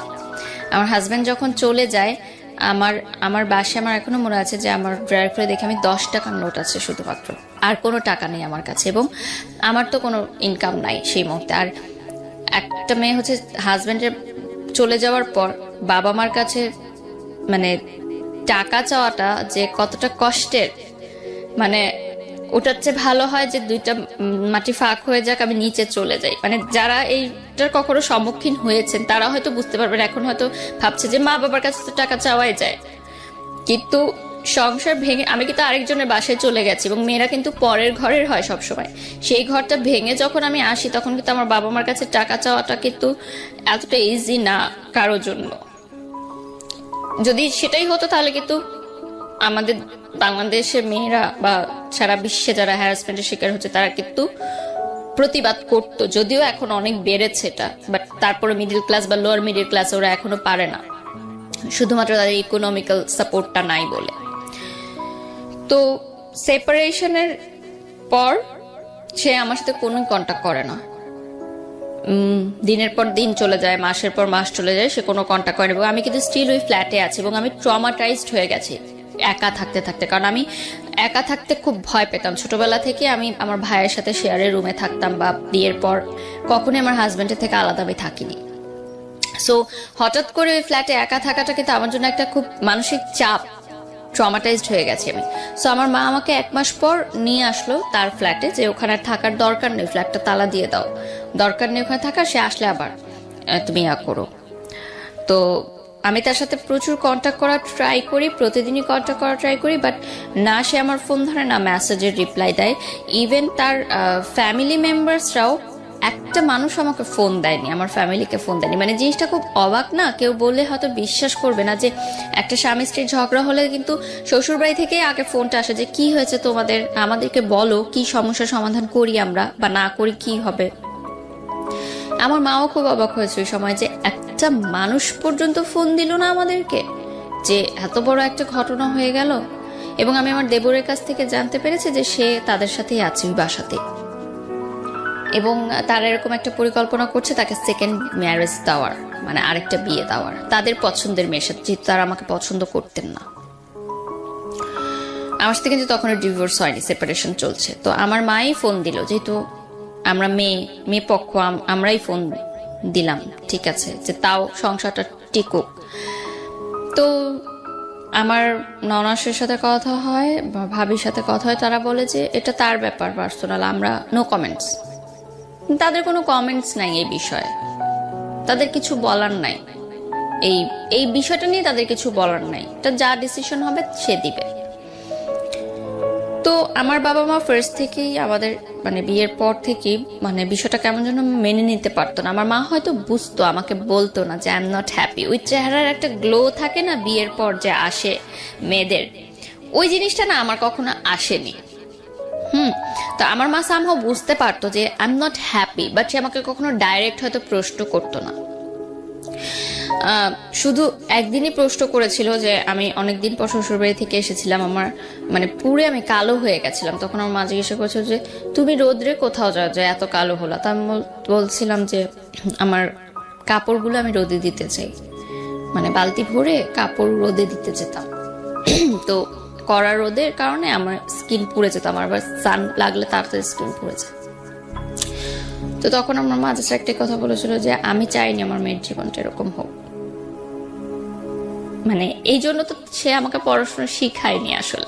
হ্যাঁ, অবভিয়াসলি উইথ ডিউ রেসপেক্ট, বাসার কাজ যারা করে ইটস ওকে, বাট শুধুমাত্রই যে এইটাই হবে আমার জীবন সেটা সে কখনো চাই। যেহেতু সে একজন কলেজের প্রফেসর, একটি স্বনামধন্য কলেজের প্রফেসর, আমার বাবা বুয়েট থেকে পাশ করা আর্কিটেক্ট। সো আমাদের ফ্যামিলি ব্যাকগ্রাউন্ড কিন্তু ওরকম না যে আমার চাচা ডাক্তার ছিলেন একজন, আমার অন্য চাচা প্রাইভেট টেলিকোম্পানিতে জব করেন, মানে সবাই খুব হাই পজিশনে আছেন। সেই জায়গা থেকে আমি এরকম হলাম। তো তারপরে যেটা হয় যে সেপারেশনের সময়টা আমার খুবই খারাপ কাটে এবং রোজার মাস চলে আসে। তো আমি বলি ঠিক আছে, আমি তো জানি আমার হাজবেন্ড বাসায় আছে, আমি ইফতার নিয়ে যাব তার জন্য। ইফতারে নিয়ে গেলে আমাকে তো ইফতার করাবে, তখন আমি ইফতারের পর তাকে খুলে বলবো সবকিছু যে কি সমস্যা, ঠিক আছে তুমি যেভাবে চাও আমি সেভাবেই হবো। এবং আমি ডিসাইড করলাম যে ঠিক আছে আমি বোরখা পরবো, আমি হিজাব পরবো, তা আমার সংসারটা টিকুক। আমি হিজাব পরবো, বোরখা পরবো, দরকার হলে আমি পড়াশোনাও করবো না, আমার দরকার নেই পড়াশোনা করার, আমার এভাবে লাইফ চলছে চলুক, আমি করবো, সংসার টিকাবো। তারপরে নিচে যখন গেলাম আমার শ্বশুর বাড়িতে, আমাকে ঢুকতে দিল না বাসায়। তো আমি দারোয়ানকে ইফতারের ভাটিগুলো দিয়ে আমি তার পাশের গুলিতেই ছিলাম, যে হয়তো আমাকে ফোন দিবে, অ্যাটলিস্ট আজানের আগে তো ফোন দিবেই। কারণ আমরা মানে একটা আননোন পার্সনও যদি ইফতারের সময় আপনার দরজায় আসে, আপনি কি করবেন? তাকে ইফতারি করতে দিবেন, সে যতই খারাপ মানুষ হোক না কেন। আপনি তাকে এক গ্লাস পানি দিবেন, ইফতার করতে দিবেন রোজা ভাঙার জন্য। মানে এখনো এই যে রমজান মাস চলছে, আমার রোজা রেখে বলতে খুব কষ্ট হচ্ছে, তারপরও বলছি যে রোজার মাসটা আসলে আমার একদম ভালো লাগে না। সবাই বলে যে সবাই অপেক্ষা করে মাসের জন্য, কিন্তু এই মাসটা আসলে আমি ভালো থাকতে পারি না। আমার এখনো মনে পড়ে যে উত্তরা হাই স্কুলের উল্টা দিকে যে ফুটপাথটা আছে উত্তরাতে, আমার শ্বশুর বাড়ি ওই সেক্টরে ছিল। আজান দিচ্ছে, আমি তখনও বসা, আমি ফোনের অপেক্ষায় যে আমাকে ফোন করবে, ফোন করেনি। আমি ওখানে বসা, আমার কাছে পানিও নাই, সব দোকানপাট, ওখানে কোন দোকানপাট ছিল না। তো ওই যে বিনামূল্যে ইফতার বিতরণ করে না, তারা এসে আমাকে একটা প্যাকেট দিয়ে গেল এবং তারা গাড়ি দিয়ে যাচ্ছিল, প্যাকেটটা ছুড়ে দিয়েছে, আমাকে এসে দেয়ও নি। সো দ্যাট টাইম আমার মনে হয়েছে যে আমার লাইফ কোন পর্যায়ে চলে গেছে, যে আমি রাস্তায় বসে আছি, আমাকে ইফতারের প্যাকেট ছুড়ে দিয়ে চলে গেল। মানে আমি কি ভিখারির পর্যায়ে চলে গেলাম? আমার জীবনটা তাহলে কোথায় গেল? এবং আমার হাজবেন্ড, যার সাথে আমি 3-3.5 বছর সংসার করেছি, তার কি একটু বাঁধলো না যে আমি ইফতারটা করেছি কিনা, আমি পানিটা খেয়েছি কিনা? মানে কি এমন হলো যে এতটা নিষ্ঠুর হয়ে যায় একটা মানুষ? তো আমি জাস্ট পানির বোতল থেকে পানি খাই, আমি ইফতারটা খাই না, আমি চলে যাই বাসায় গিয়ে আমি আমার মাকে বলি যে হ্যাঁ আমি ইফতার করেছি। আমি কিন্তু এগুলো বলি না, বললে আমার মা সেটা নিতে পারবেন না। আমি না ছোটবেলা থেকে সবসময় চেয়েছি যে আমার প্রবলেমগুলো আমার মধ্যেই থাকুক, কারণ আমি ছোট থেকে দেখেছি আমার মা অনেক কষ্ট করে আমাদেরকে আয় করে, চাকরি করে, টিউশনি করে আমার ভাইকে আমাকে বড় করেছে, এবং যৌথ পরিবার ছিল, অনেক মানুষ ছিল, সবার মধ্যে থেকে আমাদেরকে ভালো রেখেছে। তা আমি চাইনি যে এক্সট্রা কোনো হ্যারাসমেন্ট মানে তাকে হোক, তার কোনো চিন্তা হোক আমাকে নিয়ে এক্সট্রা। এই জন্য আমি তাকে কখনো এগুলো শেয়ার করতাম না। তো তারপরে আমি তাকে ফোন দিয়ে বলি যে আমি কি অপরাধ করলাম যে এরকম হয়ে যাচ্ছে। ইন দ্য মিড টাইম আমার স্কুল মানে ইউনিভার্সিটির একটা ফ্রেন্ড আছে, ও চিটাগং এর ছেলে ছিল। আমার শ্বশুর বাড়ি যেহেতু চিটাগং এ, ও আমাকে বলে যে দোস্ত আমার কেন যেন মনে হচ্ছে এখানে বিষয়টা একটু অন্যরকম। হ্যাঁ, আমার মনে হয় কি তুই তো বিয়ের আগে কখনো ওনার সম্পর্কে কোনো মানে হিস্ট্রি জানিসনি। একটা বিয়ের আগে অ্যারেঞ্জ ম্যারেজে ছেলে বা মেয়ের হিস্ট্রি কিন্তু জানাটা খুবই ইম্পর্টেন্ট, যে সে পাস্টে কি ছিল বা কি। সে ফুল পড়াশোনা চিটাগংয়ে করেছে, তারপর ঢাকায় এসে সে চাকরি করতো। সে আমাকে বলে যে আচ্ছা তুই আমাকে একটু ওনার ইউনিভার্সিটির ঠিকানাটা দে, আমি ওই ব্যাচের যে ছেলে মেয়েরা ছিল তাদের কাছ থেকে একটু ইনফরমেশন নেই যে আসলে সে কেমন মানুষ ছিল, মানে হঠাৎ কি এমন হলো এরকম। একটা অবাক ঘটনা আমি জানতে পারি যে তার আগেও একটা বিয়ে হয়েছিল। মানে এটা তার সেকেন্ড ম্যারেজ ছিল, যেটা সে আমার কাছে গোপন করেছিল। এবং ওই ইউনিভার্সিটিতে ওই ব্যাচের সবাই এটা জানে, এবং চিটাগংয়ে সবাই জানতো যে সে ম্যারিড ওই মেয়েটার কথা। এবং ওই মেয়েটার কথা আমিও জানতাম। সে আমাকে বলছিল যে তার এক্স গার্লফ্রেন্ড তার সাথে জাস্ট প্রেম ছিল ইউনিভার্সিটি লাইফে, সেটা পরে ভেঙে গেছে। কিন্তু সেটা যে বিয়ে পর্যন্ত গড়িয়েছে সেটা আমাকে কিন্তু সে বলেনি। এটা আপনি শুনলেন চারপাশ থেকে, কিন্তু প্রমাণ কি পেলেন? প্রমাণ আসলে কি, আমার মাকে যখন আমি এই ঘটনাগুলো বললাম এবং আমার ওই ফ্রেন্ডও এসে বললো যে আন্টি আমি এগুলো ইনফরমেশন পেয়েছি তার কাছ থেকে। এবং আমাকে যে মেয়েটার নাম বলেছিল আমি কিন্তু ওই ফ্রেন্ডকে নামটা বলিনি, যে আমি বলছি তুই জাস্ট ইনফরমেশন নে। ও ইনফরমেশনটা নিয়ে কিন্তু সেম নামটাই আমাকে বললো। তখন কিন্তু আমি যোগসূত্রটা মিলেছি যে ঠিক আছে, কারণ আমি নামটা তাকে ইচ্ছা করে বলিনি, যে আমি জানতে চাইছি যে সেদিক থেকে কি খবরটা আসে। ওরা যেহেতু চিটাগংয়ের স্থানীয় ছিল তো চেনা জানা ছিল ওর। তো আমার ননাসকে ফোন করে যখন আমার মা বললেন যে এরকম একটা ঘটনা শুনলাম চিটাগংয়ের লোকে মুখে মানুষ বলছে, সে এত উত্তেজিত হয়ে গেল আমার মার সাথে এবং মানে এত বাজে ব্যবহার করলো, আমার মা টোটালি অবাক হয়ে গেল। সে বললো যে আচ্ছা আমার মেয়ের নামে যদি আজকে কেউ কোনো কথা বলতো আমি কিন্তু হেসে ঠান্ডা মাথায় কথাটা উড়িয়ে দিতাম। আপনি যত উত্তেজিত হয়ে গেলেন সেটা থেকে আমি আপনার উত্তরটা পেয়ে গেছি যে ঘটনাটা সত্য না মিথ্যা। এবং তার 5 মিনিটের মধ্যে আমার হাজবেন্ড আমাকে ফোন করবে তুমি পাগল হয়ে গেছো, এই সেই অনেক নানান কথা বলে যে আমার নামে তুমি মিথ্যা কথা রটাচ্ছ।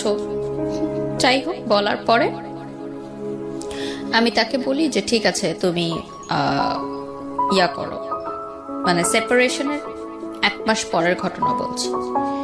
1 মাসের মধ্যে কিন্তু এগুলো হয়েছে যে রোজার মাস, তো তখনও রোজা কন্টিনিউ। কিন্তু তো আমি খুব কম খাওয়া দাওয়া করতাম, এর মধ্যে আমি মানে মনে হয়েছে আমার যে আমি আবার কনসিভ করেছি। তো আমি তাকে যখন বলি এটা দেখা হয়, আমি তাকে বলি যে আপনার সাথে আমার কিছু জরুরি কথা আছে, আপনি করে বলতেন আমি একটু আপনার সাথে দেখা করতে চাই। তো ওই যে বলতাম যে হাজব্যান্ড ওয়াইফের যে সম্পর্কটা ওটা প্রায় ছিল না বললেই চলে, বাট একদমই টোটালি ছিল না সেটা তো না। তো কনসেপ্ট যখন আমি করি তখন আমি চিন্তা করি যে এটা আমার মনে হয় আমার হাজব্যান্ডকে জানানো দরকার, যে মানে ডাউট করছি, তখনও শিওর না। তো সে আমাকে এত মানে খারাপ একটা কথা বলে যে মানে সে আমাকে বলে যে এই বাচ্চাটা আমার না, এটা হয়তো অন্য কারো। মানে ওই কথাটা আমাকে এতটা হিট করে, সেই মুহূর্তে আমি ডিসিশন নেই যে আমি এই সংসার আর করবো না। তার আগ মুহূর্ত পর্যন্ত কিন্তু আমি এই ডিসিশনটা নেইনি। কিন্তু আমার মনে হয়েছে যে আমার চরিত্র নিয়ে যখন সে কথা বলেছে তার মানে সে আমাকে ওরকমই মনে করে। মানে সন্দেহের জায়গাটা কোথায় চলে গেছে যে সে এটা মনে করছে যে আমার পেটে যে বাচ্চা সেটা তার না, এটা অন্য কারো। তো যাই হোক, সামহাও 1 সপ্তাহ পর আমি জানতে পারি যে না আমি কনসিভ করিনি, রোজায় আমি কম খেয়েছি হয়তো, এজন্য হয়তো আমার সার্কুলেটর অফ ছিল, তারপর আমার সেটা ঠিক হয়ে যায়। ওকে, মানে আই ওয়াজ নট প্রেগনেন্ট, মানে আমি ডাউট করেছিলাম। এ থেকে কিন্তু আমার একটা সুবিধা হয়েছে যে আমি জানতে পেরেছি যে তার কি ধারণাটা আমার সম্পর্কে। এবং সে আমাকে মানে আরেকটা কথা বলেছে যে তুমি কি দিয়েছো আমাকে, লাইক নাথিং, মানে আমি তাকে কিছুই দেইনি। সম্পর্কের শেষ পর্যায়ে এসে এই জিনিসগুলো খুব কমন। হ্যাঁ, কিছুই এই যোগ বিয়োগ হিসেবগুলো খুব কমন। মানে দুপক্ষকে খুব ব্লেম করে যে আসলে তোমাকে পেয়ে আমার লাইফে কি হয়েছে, কিছুই হয়নি, end of the thing is zero, and the thing is that both side থেকেই মনে হয় শূন্য। এগুলো খুব কমন আপনার লাইফে যেটা এসছে, সেটা মোস্ট কমন স্টোরি। যারা ব্রেকআপের ক্ষেত্রে চলে যায় বা সম্পর্কে ডিভোর্সের ক্ষেত্রে চলে যায়, খুব কমন। প্লিজ সাবস্ক্রাইব করতে ভুলবেন না। সাবস্ক্রাইব করার পরে নোটিফিকেশন বাটনটি অন করে নেবেন।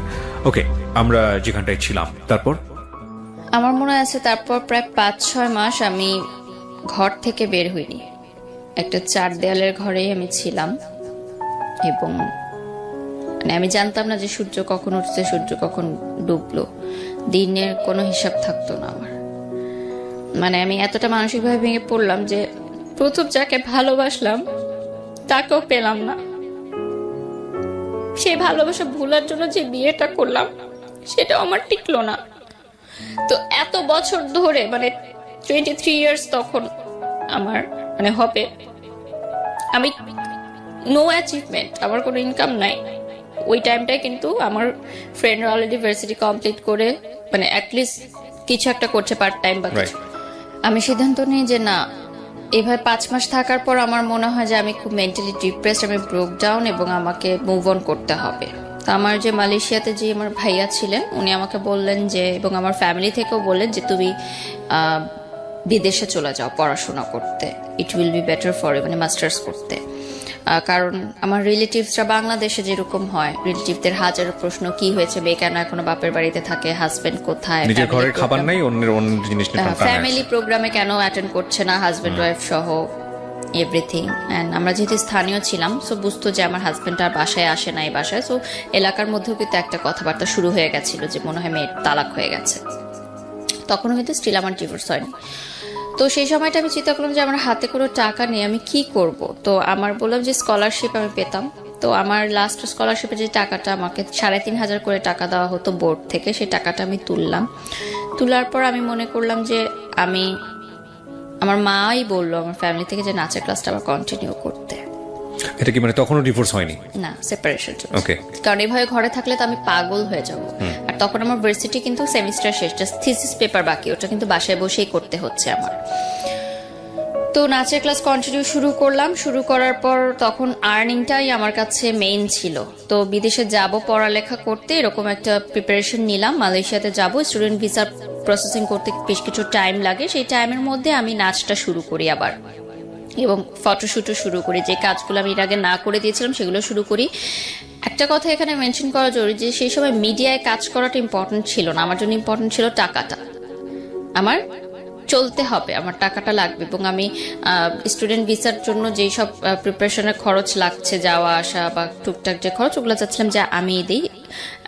বড় অঙ্কের টাকাটা আমার পরিবার থেকেই দেওয়া হয়েছে, আমার মা যথেষ্ট সহযোগিতা করেছে সেদিক থেকে।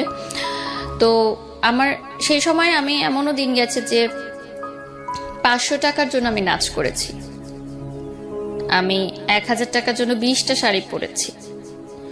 মানে that time quality was not a matter, work was not a matter, remuneration was just a number for me.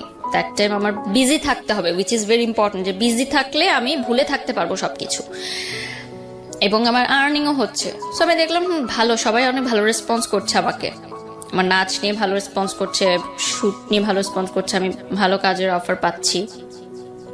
অবশ্যই অনেক বাজে প্রস্তাবের সম্মুখীনও আমার হতে হয়েছে যখন একটা নতুন মেয়ে মিডিয়াতে কাজ শুরু করে, যে কোনো সেক্টরে, আমি শুধু মিডিয়ার দোষ দিব না। অনেকে সেটার মানে বাজে ফায়দা নিতে চায়, যেটাকে বলে হয়তো তারা মিডিয়া রিলেটেডও না, কিন্তু মিথ্যা প্রলোভন দেখায়, সেই প্রলোভনে অনেক মেয়ে ফাঁদে পা দিয়ে দেয়। আর সেটা আমি অনেকভাবে কাটিয়েছি, কারণ এর আগে আমি জীবনে অনেক কিছু দেখে এসেছি, তো আমি খুব বুঝতে পারতাম জিনিসগুলো। তো এরপর আমার নতুন জীবন শুরু হয় মালয়েশিয়াতে। আমি মালয়েশিয়া চলে যাই পড়ালেখা করতে, মাস্টার্স করতে মিডিয়া অ্যান্ড কমিউনিকেশন নিয়ে। আমার যে ভাইয়াটা ছিল, আমি ডর্মে উঠে গিয়ে আমাদের ইউনিভার্সিটির, আর যেহেতু নতুন দেশ, কিছু চিনি না, সো অবভিয়াসলি উনি হাতে ধরে সবকিছু চিনায়, মালয়েশিয়ার প্রতিটা রাস্তা, রোড, পড়াশোনা কিভাবে করতে হবে। এই ভাইয়াটা কি মানে আপনার এক্স বয়ফ্রেন্ডের best friend, still now best friend ছিল, বাট তাকে নিয়ে আমার কোনো কথা হতো না। জাস্ট জানতাম হ্যাঁ সে ভালো আছে, তার এখনো বিয়ে হয়নি, সে ভালো আছে এবং সে লয়ার হয়ে গেছে। এখানে একটা টুইস্ট হচ্ছে যে মালয়েশিয়াতে যাওয়ার আগে, স্টুডেন্ট ভিসা নেওয়ার আগে, যখন আমি এয়ারপোর্টটা পার হব, আমার কিন্তু পাসপোর্টে আমি মানে সিঙ্গেল করেছিলাম পাসপোর্টটা, সো তার আগে আমার ডিভোর্স দেওয়াটা জরুরি ছিল। আমার ডিভোর্সের লিগ্যাল লয়ার ছিল আমার এক্স বয়ফ্রেন্ড, কারণ দ্যাট টাইম আমি কাউকে চিনতাম না, মানে কোনো লয়ার চিনতাম না, এবং আমি ফ্যামিলিতে বলিনি যে আমি ডিভোর্স সাইন করছি, কারণ আমার ফ্যামিলি বলেছে যে তুমি ডিভোর্স দিও না যতক্ষণ না পর্যন্ত ছেলে ডিভোর্স দেয়। এবং আরেকটা কথা যে আমার দেনমোহর কাবিননামা কোনো টাকাই আমার শ্বশুরবাড়ি বা আমার হাজবেন্ড পরিশোধ করেনি। যাই হোক, ওইটা আলাদা একটা চ্যাপ্টার। কিন্তু আমার কাছে এখানে সবচেয়ে বড় টুইস্টের জায়গাটা হচ্ছে আপনার এক্স বয়ফ্রেন্ড। তো এক্স বয়ফ্রেন্ড কি মানে প্রফেশনালিজমের জায়গাটা থেকে, প্রফেশনালিজমের জায়গা থেকে বলেছে? প্রফেশনালিজমের জায়গা থেকে, কিন্তু সে উইদাউট ফ্রি আমাকে এই কাজটা করে দিয়েছে। ডিভোর্স পেপার সব রেডি করতে যে টাকাটা লাগে সেটা আমাকে সে ফ্রি করে দিয়েছে, এবং সে অনেকটা গিলটি ফিল থেকে এই কাজটা করেছে হয়তো, কারণ সে সবই তো জানে যে কি কারণে আমি বিয়েটা হয়েছে এবং কি কারণে আমার সংসারটা ভেঙেছে। এবং সে আপনি কি এগুলো শেয়ার করতেন তার সঙ্গে? মানে শেয়ারের মতো জায়গা কি তৈরি তার হয়েছিল? বেস্ট ফ্রেন্ডের সাথে শেয়ার করতাম, তো তার সে বেস্ট ফ্রেন্ড তার মাধ্যমে জানতো। তো আমাকে, যেহেতু আমার হাতে তখন কোনো টাকা ছিল না, তো ভাইয়া বলে যে তুমি ওর মাধ্যমে করাও এটা, তাহলে তোমার কোনো টাকা খরচ হবে না, আমি ওকে বলে দিচ্ছি, ও সমস্ত কাগজপত্র রেডি করে তোমার বাসায় দিয়ে যাবে, আমাকে কোর্টেও যেতে হবে না। অন্য কোনো লয়ার সেট করলে হয়তো আমাকে কোর্টে যেতে হতো বা কিছু করতে হতো। তো আমার বাসার কাছে সে একটা রেস্টুরেন্টে নিয়ে আসে ডিভোর্স পেপার, তো আমি সাইন করে দিই। আমি অনেক কান্না করি সেদিন, মানে সে আমার চোখের দিকে তাকাতে পারছিল না। সে জাস্ট বলছিল তাড়াতাড়ি সাইন করো, আমার কাজ আছে, আমার যেতে হবে। মানে আমি সেদিন প্রথম লাইফে এত বছরে তার সাথে মানে একটু লাউড কথা বলেছি যে আমি এখানে ডিভোর্স পেপার সাইন করতেছি আর তোমার এখনো কাজের তারা। তুমি কি বুঝতে পারছো আমার জীবনটা এলোমেলো হয়ে গেছে তোমার জন্য? সে আমার চোখের দিকে তাকাতে পারছিল না, একবারও সে তাকায় নাই, আমার দিকে মুখ তুলেও সে তাকায় নাই, এবং মানে এমন একটা অ্যাটিটিউড করছিল যে সে চিনে না আমাকে, আমি কে। সে একজন লয়ার, আমি তার ক্লায়েন্ট। তো ডিভোর্স পেপার সাইন করার পর আমি মানে বাসার গেট পর্যন্ত ঢুকে আমাদের সিঁড়ি ঘর থেকে আবার দেখা যায় যে সিঁড়ি দিয়ে উপরে উঠছি কিনা। সিঁড়ি ঘরে একটা জানালা আছে, তো আমি জানালা দিয়ে দেখি সে নিচে দাঁড়িয়ে আছে, দেখার জন্য আমি সিঁড়ি দিয়ে উপরে উঠছি কিনা উপরে। তো উপরে ওঠার পর আমি তাকে ফোন দিই, আমি কি ব্যাপার তুমি তাকিয়েছিলা কেন? কি আমি জাস্ট দেখতে যাচ্ছিলাম তুমি সেফলি ঘরে পৌঁছালো কিনা। মানে সেও বুঝেছে যে এই সিচুয়েশনটা যে একটা মেয়ের হচ্ছে সেটা সেই ঘটনা থেকেই। তখন আপনি তাকে লাভ করেন? লাভ করি, বাট মানে তখন এমন একটা ইয়া ছিল যে সে ফেরত আসলে আমি তাকে কখনো গ্রহণ করব না। বিশাল একটা অভিমান বা পর্দা তৈরি হয়ে গেছে যে এখন এত কিছু হয়ে গেছে, এখন তো আর পসিবল না। ভয়ঙ্কর রকমের একটা কষ্ট, ঘৃণা। হ্যাঁ, স্টিল লাভ করতাম। আরো কষ্টটা ছিল যে যেই মেয়ের কারণে আমাকে ছেড়ে গেল সেই মেয়ের সাথে কেন তাহলে তুই থাকলি না। এটা তো খুশি হওয়ার কথা, হিউম্যান নেচার সেটাই বলে। এটা আমার কাছে বিষয়টা অন্য, যে আমার ভালোবাসার মানুষ যদি আরেকজনের সাথে হ্যাপি থাকে তাহলে আমি চলে যাব, সে হ্যাপি থাকুক। বাট সে যদি হ্যাপি না থাকতে পারে সেখানে আমার প্রবলেম, যে তাহলে তুই আমাকে ছাড়লি কেন। মানে আমি এইভাবে চিন্তা করি। তো যাই হোক, আমার মালয়েশিয়াতে নতুন লাইফ শুরু হয় ডিভোর্স দেওয়ার পর, এবং এরকম একটা লাইফ আমি কখনো দেখিনি। আমার প্রথম প্লেনে ওঠা, প্রথম বিদেশে যাওয়া, প্রথম সবকিছু দেখা। By the way, plane journey is very boring. আমি আমার ওঠার আগ পর্যন্ত আমি মানুষকে জিজ্ঞেস করতাম যে প্লেনে উঠছেন কেমন লাগছে, উঠছেন? খুবই বোরিং একটা জার্নি, এ ব্যাপারে কোনো সন্দেহ নাই। এর চেয়ে ভ্যানে চড়া অনেক ভালো, 4-5টা দেখা যায় অ্যাটলিস্ট। ওকে, যাই হোক। তো ফার্স্ট রাতে রঙিন দুনিয়া সবকিছু, মানে খুবই ভালো লাগা শুরু হলো, সব এক্সাইটমেন্ট, তো নতুন করে শুরু করা। তো তার মধ্যে কষ্টটা তো ছিলই। তো ওই যে বড় ভাইয়াটার কথা বললাম, that time he was single, এবং সে কিন্তু ছোট থেকে আমাকে দেখে আসছে যে আমি কিভাবে বড় হচ্ছি, একদম ক্লাস 7 থেকে। তো 1 মাস মালয়েশিয়াতে থাকার পর মানে ওনার বন্ধুরাই আমার বন্ধু হয়ে গেল। উনি সবখানে আমাকে নিয়ে যেতেন ঘুরতে, বিভিন্ন মালয়েশিয়ার বিভিন্ন দর্শনীয় স্থান দেখাতে, ঘোরাটোরা হলো। তো 1 মাস পরে সে মানে আমি হালকা হালকা বুঝতাম যে সে আমাকে পছন্দ করে, সামথিং মানে থাকে না যে বন্ধু যে একটু বেশি সম্পর্কটা একটু কেয়ারিংটা, তো আমি বুঝতে পারতাম যে মেবি সে আমাকে লাইক করে, বা হতে পারে এটা সিম্প্যাথির জায়গা থেকে, বা অনেক বছর ধরে চিনে, বা নতুন জায়গায় এসেছি সেটাও আমি কখনো এক্সপ্রেস করিনি, যেটা আমি বুঝতে পারছি। তো মালয়েশিয়াতে যে টুইন টাওয়ার আছে, ওই টুইন টাওয়ারের সামনে সে একদিন রাতে আমাকে প্রপোজ করে যে আমি চাই না তুমি আর কষ্ট পাও, আমি চাই যে আমরা যেহেতু 10 বছর হয়ে গেছে তখন একসাথে আছি, সেটা যে হিসাবেই হোক, আমি চাই যে আমরা একসাথে থাকি বাকিটা জীবন। সেদিন আমার কিন্তু প্রথম টুইন টাওয়ার দেখতে যাওয়া মালয়েশিয়াতে, এবং ওই দিনই প্রপোজটা করে, এবং সে আমাকে বলে যে আমি এতদিন করিনি, আমি ওয়েট করছিলাম যে কবে টুইন টাওয়ার সামনে আসবে, এটাকে আমি সামনে করব। তো আমার কাছে মনে হয় কি সেই সময় যে ভালোবাসা বিয়ে এগুলো কোনো ব্যাপার না। ওনার সাথে যেহেতু আমার আন্ডারস্ট্যান্ডিং লেভেলটা অনেক ভালো ছিল এবং 10 বছর একটা মানুষকে চিনি, তো আমার মনে হয়েছে যে ঠিক আছে, এখন ফ্রেন্ডশিপটাই না হয় আমার লাইফের হয়ে গেল। ওকে ফাইন, মানে আপনার জায়গা থেকে সিগন্যালটা ছিল ইয়েস? ইয়েস ছিল, বাট আমি বলেছি যে আমরা একসাথে ফ্রেন্ডদের মতোই থাকবো, ঠিক আছে, রিলেশন থাকবে, বাট পরবর্তীতে আমরা দেখবো যেটা মানে বিয়ে করব আমরা, বাট এখন ফ্রেন্ড হিসেবে থাকবো। অ্যান্ড ফ্রেন্ড হিসেবেই ছিলাম, কজ 10 বছরের বন্ধুত্ব কিন্তু মানে রাতারাতি প্রেমের সম্পর্কে যায় না। সো আমাদের মধ্যে না ভালোবাসা চেয়ে বড় ছিল কি যে যে বন্ধুত্বের যে সম্পর্কটা এবং কমফোর্ট জোনটা এমন ছিল যে আমি আমার বাবা মার সাথে যেটা বলতে পারতাম না সেটা আমি ওনার সাথে বলতাম। তো দ্যাট টাইম আমি এতটা ব্রোকেন ছিলাম যে আমার মনে হয়েছে যে আমার কারো একটা হাত ধরা দরকার আমার বেঁচে থাকার জন্য, এবং সে আমাকে অনেক ভালোভাবে বুঝতো। লাইক আমি যদি মানে চুপও থাকতাম, কিছু নাও বলতাম, সে বলে দিত যে এখন ওর কফি খেতে ইচ্ছা করছে বা এখন ও পাস্তা খাবে, মানে আমি কিছু বলার আগে সেটা বলে দিত। তো এই জিনিসটা আমাকে অনেক অবাক করতো যে একটা মানুষ এত ভালোভাবে কিভাবে আমাকে রিড করতে পারে। তো শুরু হলো আমার আরেকটা নতুন অধ্যায় লাইফের। সেই সময় সিকিউরিটিও কিন্তু একটা বড় ব্যাপার ছিল, নতুন দেশ, নতুন জায়গা, সবকিছু মিলেই পড়াশোনার হেল্পের ব্যাপারে, এবং একটা পার্ট টাইম জবও করতাম আমি ইনকামের জন্য। তো সবকিছু মিলে ওই সময় আমার দাদি মারা গেলেন, এবং আমার মনে আছে ফ্লাইটের আগের দিন আমার দাদি বলছিলেন, অনেক কান্নাকাটি করছিলেন যে যেও না মা, যেও না, যেও না দাদু, যেও না। তো বলছি কেন যাবো না, কেন, আমি তো আবার আসবো, যদি এটাই শেষ দেখা হয়। তখন আমি বলছি কেন এরকম কথা বলো, এরকম কথা কেন বলো, আমি তো আবার আসবো, আর মালয়েশিয়া তো কাছেই, আমি সেমিস্টার ব্রেকেই চলে আসবো। তো সে যখন মারা যায়, আমার পাসপোর্টটা ইউনিভার্সিটির কাছে ছিল। যারা বিদেশে পড়াশোনা করতে গেছেন তারা হয়তো জানেন যে কিছুদিন 15 দিন ওই ইউনিভার্সিটির কাছে পাসপোর্টটা জমা রাখতে হয়। সো আমি কিন্তু বাংলাদেশে যেতে পারিনি, আমার দাদিকে আমার শেষবার মতো আমি দেখতে পারিনি।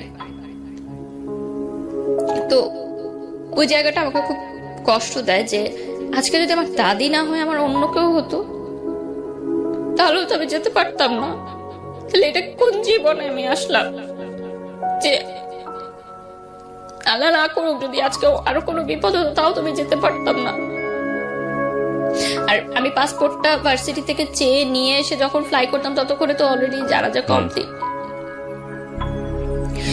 তো যাই হোক, এই থাকাটা খাওয়ার পর আমি পড়াশোনাও তেমন কিছু বুঝতে পারছিলাম না যে কি হচ্ছিল, কারণ পড়াশোনার পর একটা অনেক ব্রেকডাউন ছিল। তো আমার মানে আমার না মাথায় কিছু ঢুকছিল না পড়াশোনাটা আসলে।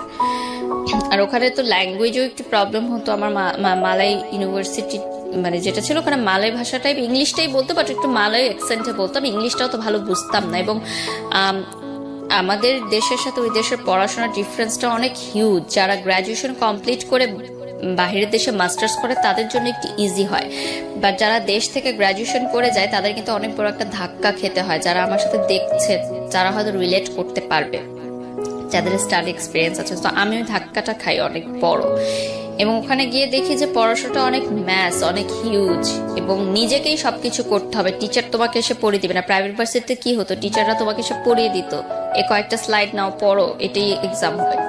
ওরকম ছিল না, ওখানে ওপেন বুক এক্সাম হতো। I was like totally blank, এবং আমি এতটা মেন্টালি শকড ছিলাম সবকিছু নিয়ে যে পড়াটা মাথায় ঢুকছিলই না আমার কোনোভাবে। মানে আমি রাতে চিৎকার করে কাঁদতাম যে আমি পড়তে চাই না। এবং life was so lonely there, you know, family নাই।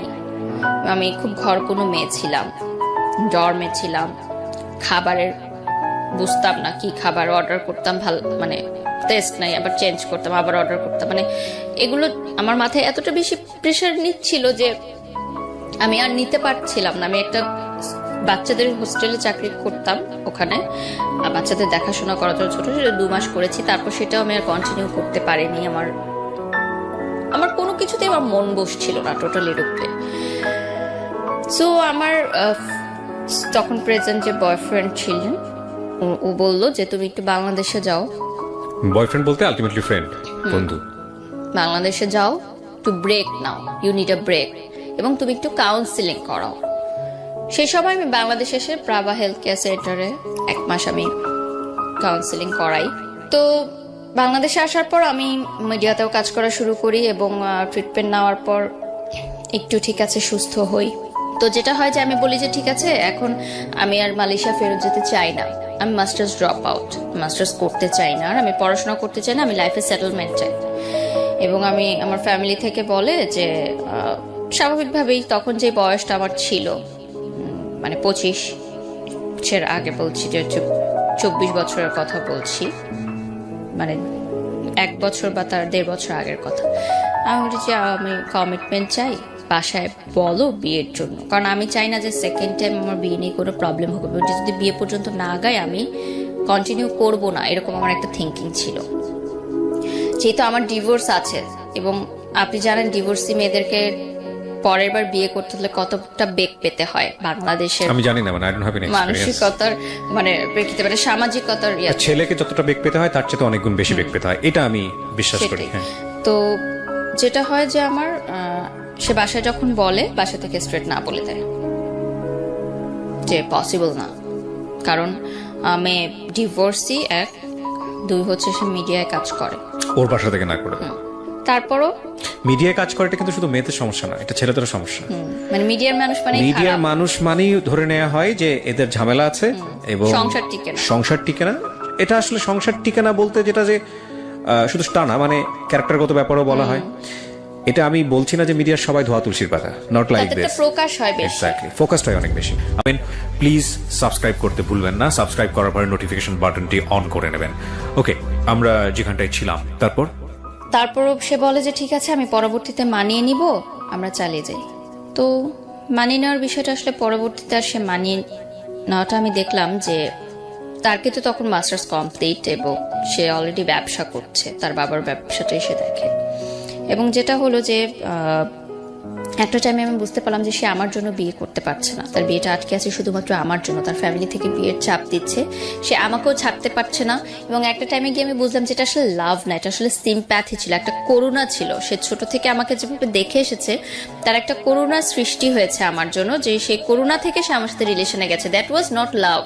Same thing again. কারণ লাভের যে সম্পর্কগুলো থাকে, বয়ফ্রেন্ড গার্লফ্রেন্ডের যে সম্পর্কটা থাকে, সেটা ছিল না। কিন্তু হই হলো পার্টি মাস্তি, ফ্রেন্ড দোস্ত, তুই ডাকতাম আমি তাকে। মানে এত টাইম যাওয়ার পর আমি মনে হচ্ছে যে ওই ক্লাস 7-এর প্রেমটা কিন্তু আমি আর পাইনি। মানে ওই প্রেমটাই আমাকে নাড়া দেয়। যে আমি তো প্রেম ওভাবেই করতে চেয়েছি যে তার বাসার সামনে দিয়ে গেলে আমার হার্টবিট বেশি হবে, তার নামটা শুনলে আমার মানে অস্থির লাগবে, তার জন্য আমি অলওয়েজ ওয়েট করব। আমি জানি না এই অসহ্য যন্ত্রণাগুলো মানুষ কেন এতটা পছন্দ করে।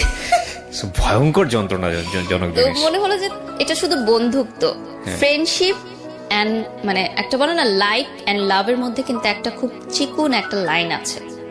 ওকে, সেই লাইনটা কিন্তু অনেকে বুঝতে পারে না, অনেকে লাইকটা কিন্তু লাভ মনে করে, বাট এটা কিন্তু পরবর্তীতে গিয়ে মানুষ রিয়েলাইজ করে যে টু থিংস আর ডিফারেন্ট। এবং এটাকে এক করাটা কিন্তু বোকামি, কারণ লাইক নিয়ে আসলে বেশি দিন চলা যায় না। একটা মানুষকে পছন্দ করেন, সেটা নিয়ে আসলে সংসার করা যায় না। তো সামহাও যেটা আমি বুঝতে পারলাম যে আমার তরফ থেকে এবং তার তরফ থেকেও জিনিসটা মিউচুয়ালি আন্ডারস্ট্যান্ডিং এ জিনিসটা হলো যে ঠিক আছে আমি অন্য জায়গায় ট্রাই করব, আমি অন্য জায়গায় বিয়ের জন্য দেখব, তুমি তোমার বিয়ের জন্য দেখো। এর মধ্যে তার বাবা মার সাথে আমার একবার সিটিং হয়। তার বাবা মা আমাকে মানে বলে যে আমাদের ফ্যামিলিতে এরকম কোনো ইয়া নেই যে ডিভোর্সি মেয়ে আমরা বিয়ে দেওয়াই, এবং তুমি একসময় নাচ করতে, মিডিয়াতে কাজ করো, এখনো বিয়ের পর মিডিয়াতে কাজ করতে পারবে না, হিজাব পড়তে হবে এবং ডিভোর্সি ব্যাপারটা এটা গোপন রাখতে হবে ফ্যামিলির কাছ থেকে, যেটা পসিবল না আমার পক্ষে। কারণ সোশ্যাল মিডিয়ার যুগে কিন্তু এখন কোনো কিছু গোপন থাকে না। যেহেতু আমি আমার হাজবেন্ডকে নিয়ে অনেক পিকচার শেয়ার করতাম এবং স্টিল 4 ইয়ার্স হয়ে গেছে আমার ডিভোর্সের, এখনো মানুষজন ছবি, আমি কোনো একটা ছবি পোস্ট করলে সেখানে আমাকে প্রচুর বাজে মন্তব্য পেতে হয় মানুষজনের। আজকের এই এপিসোডটা দেখার পর হয়তো যারা বাজে মন্তব্য করতেন তারা হয়তো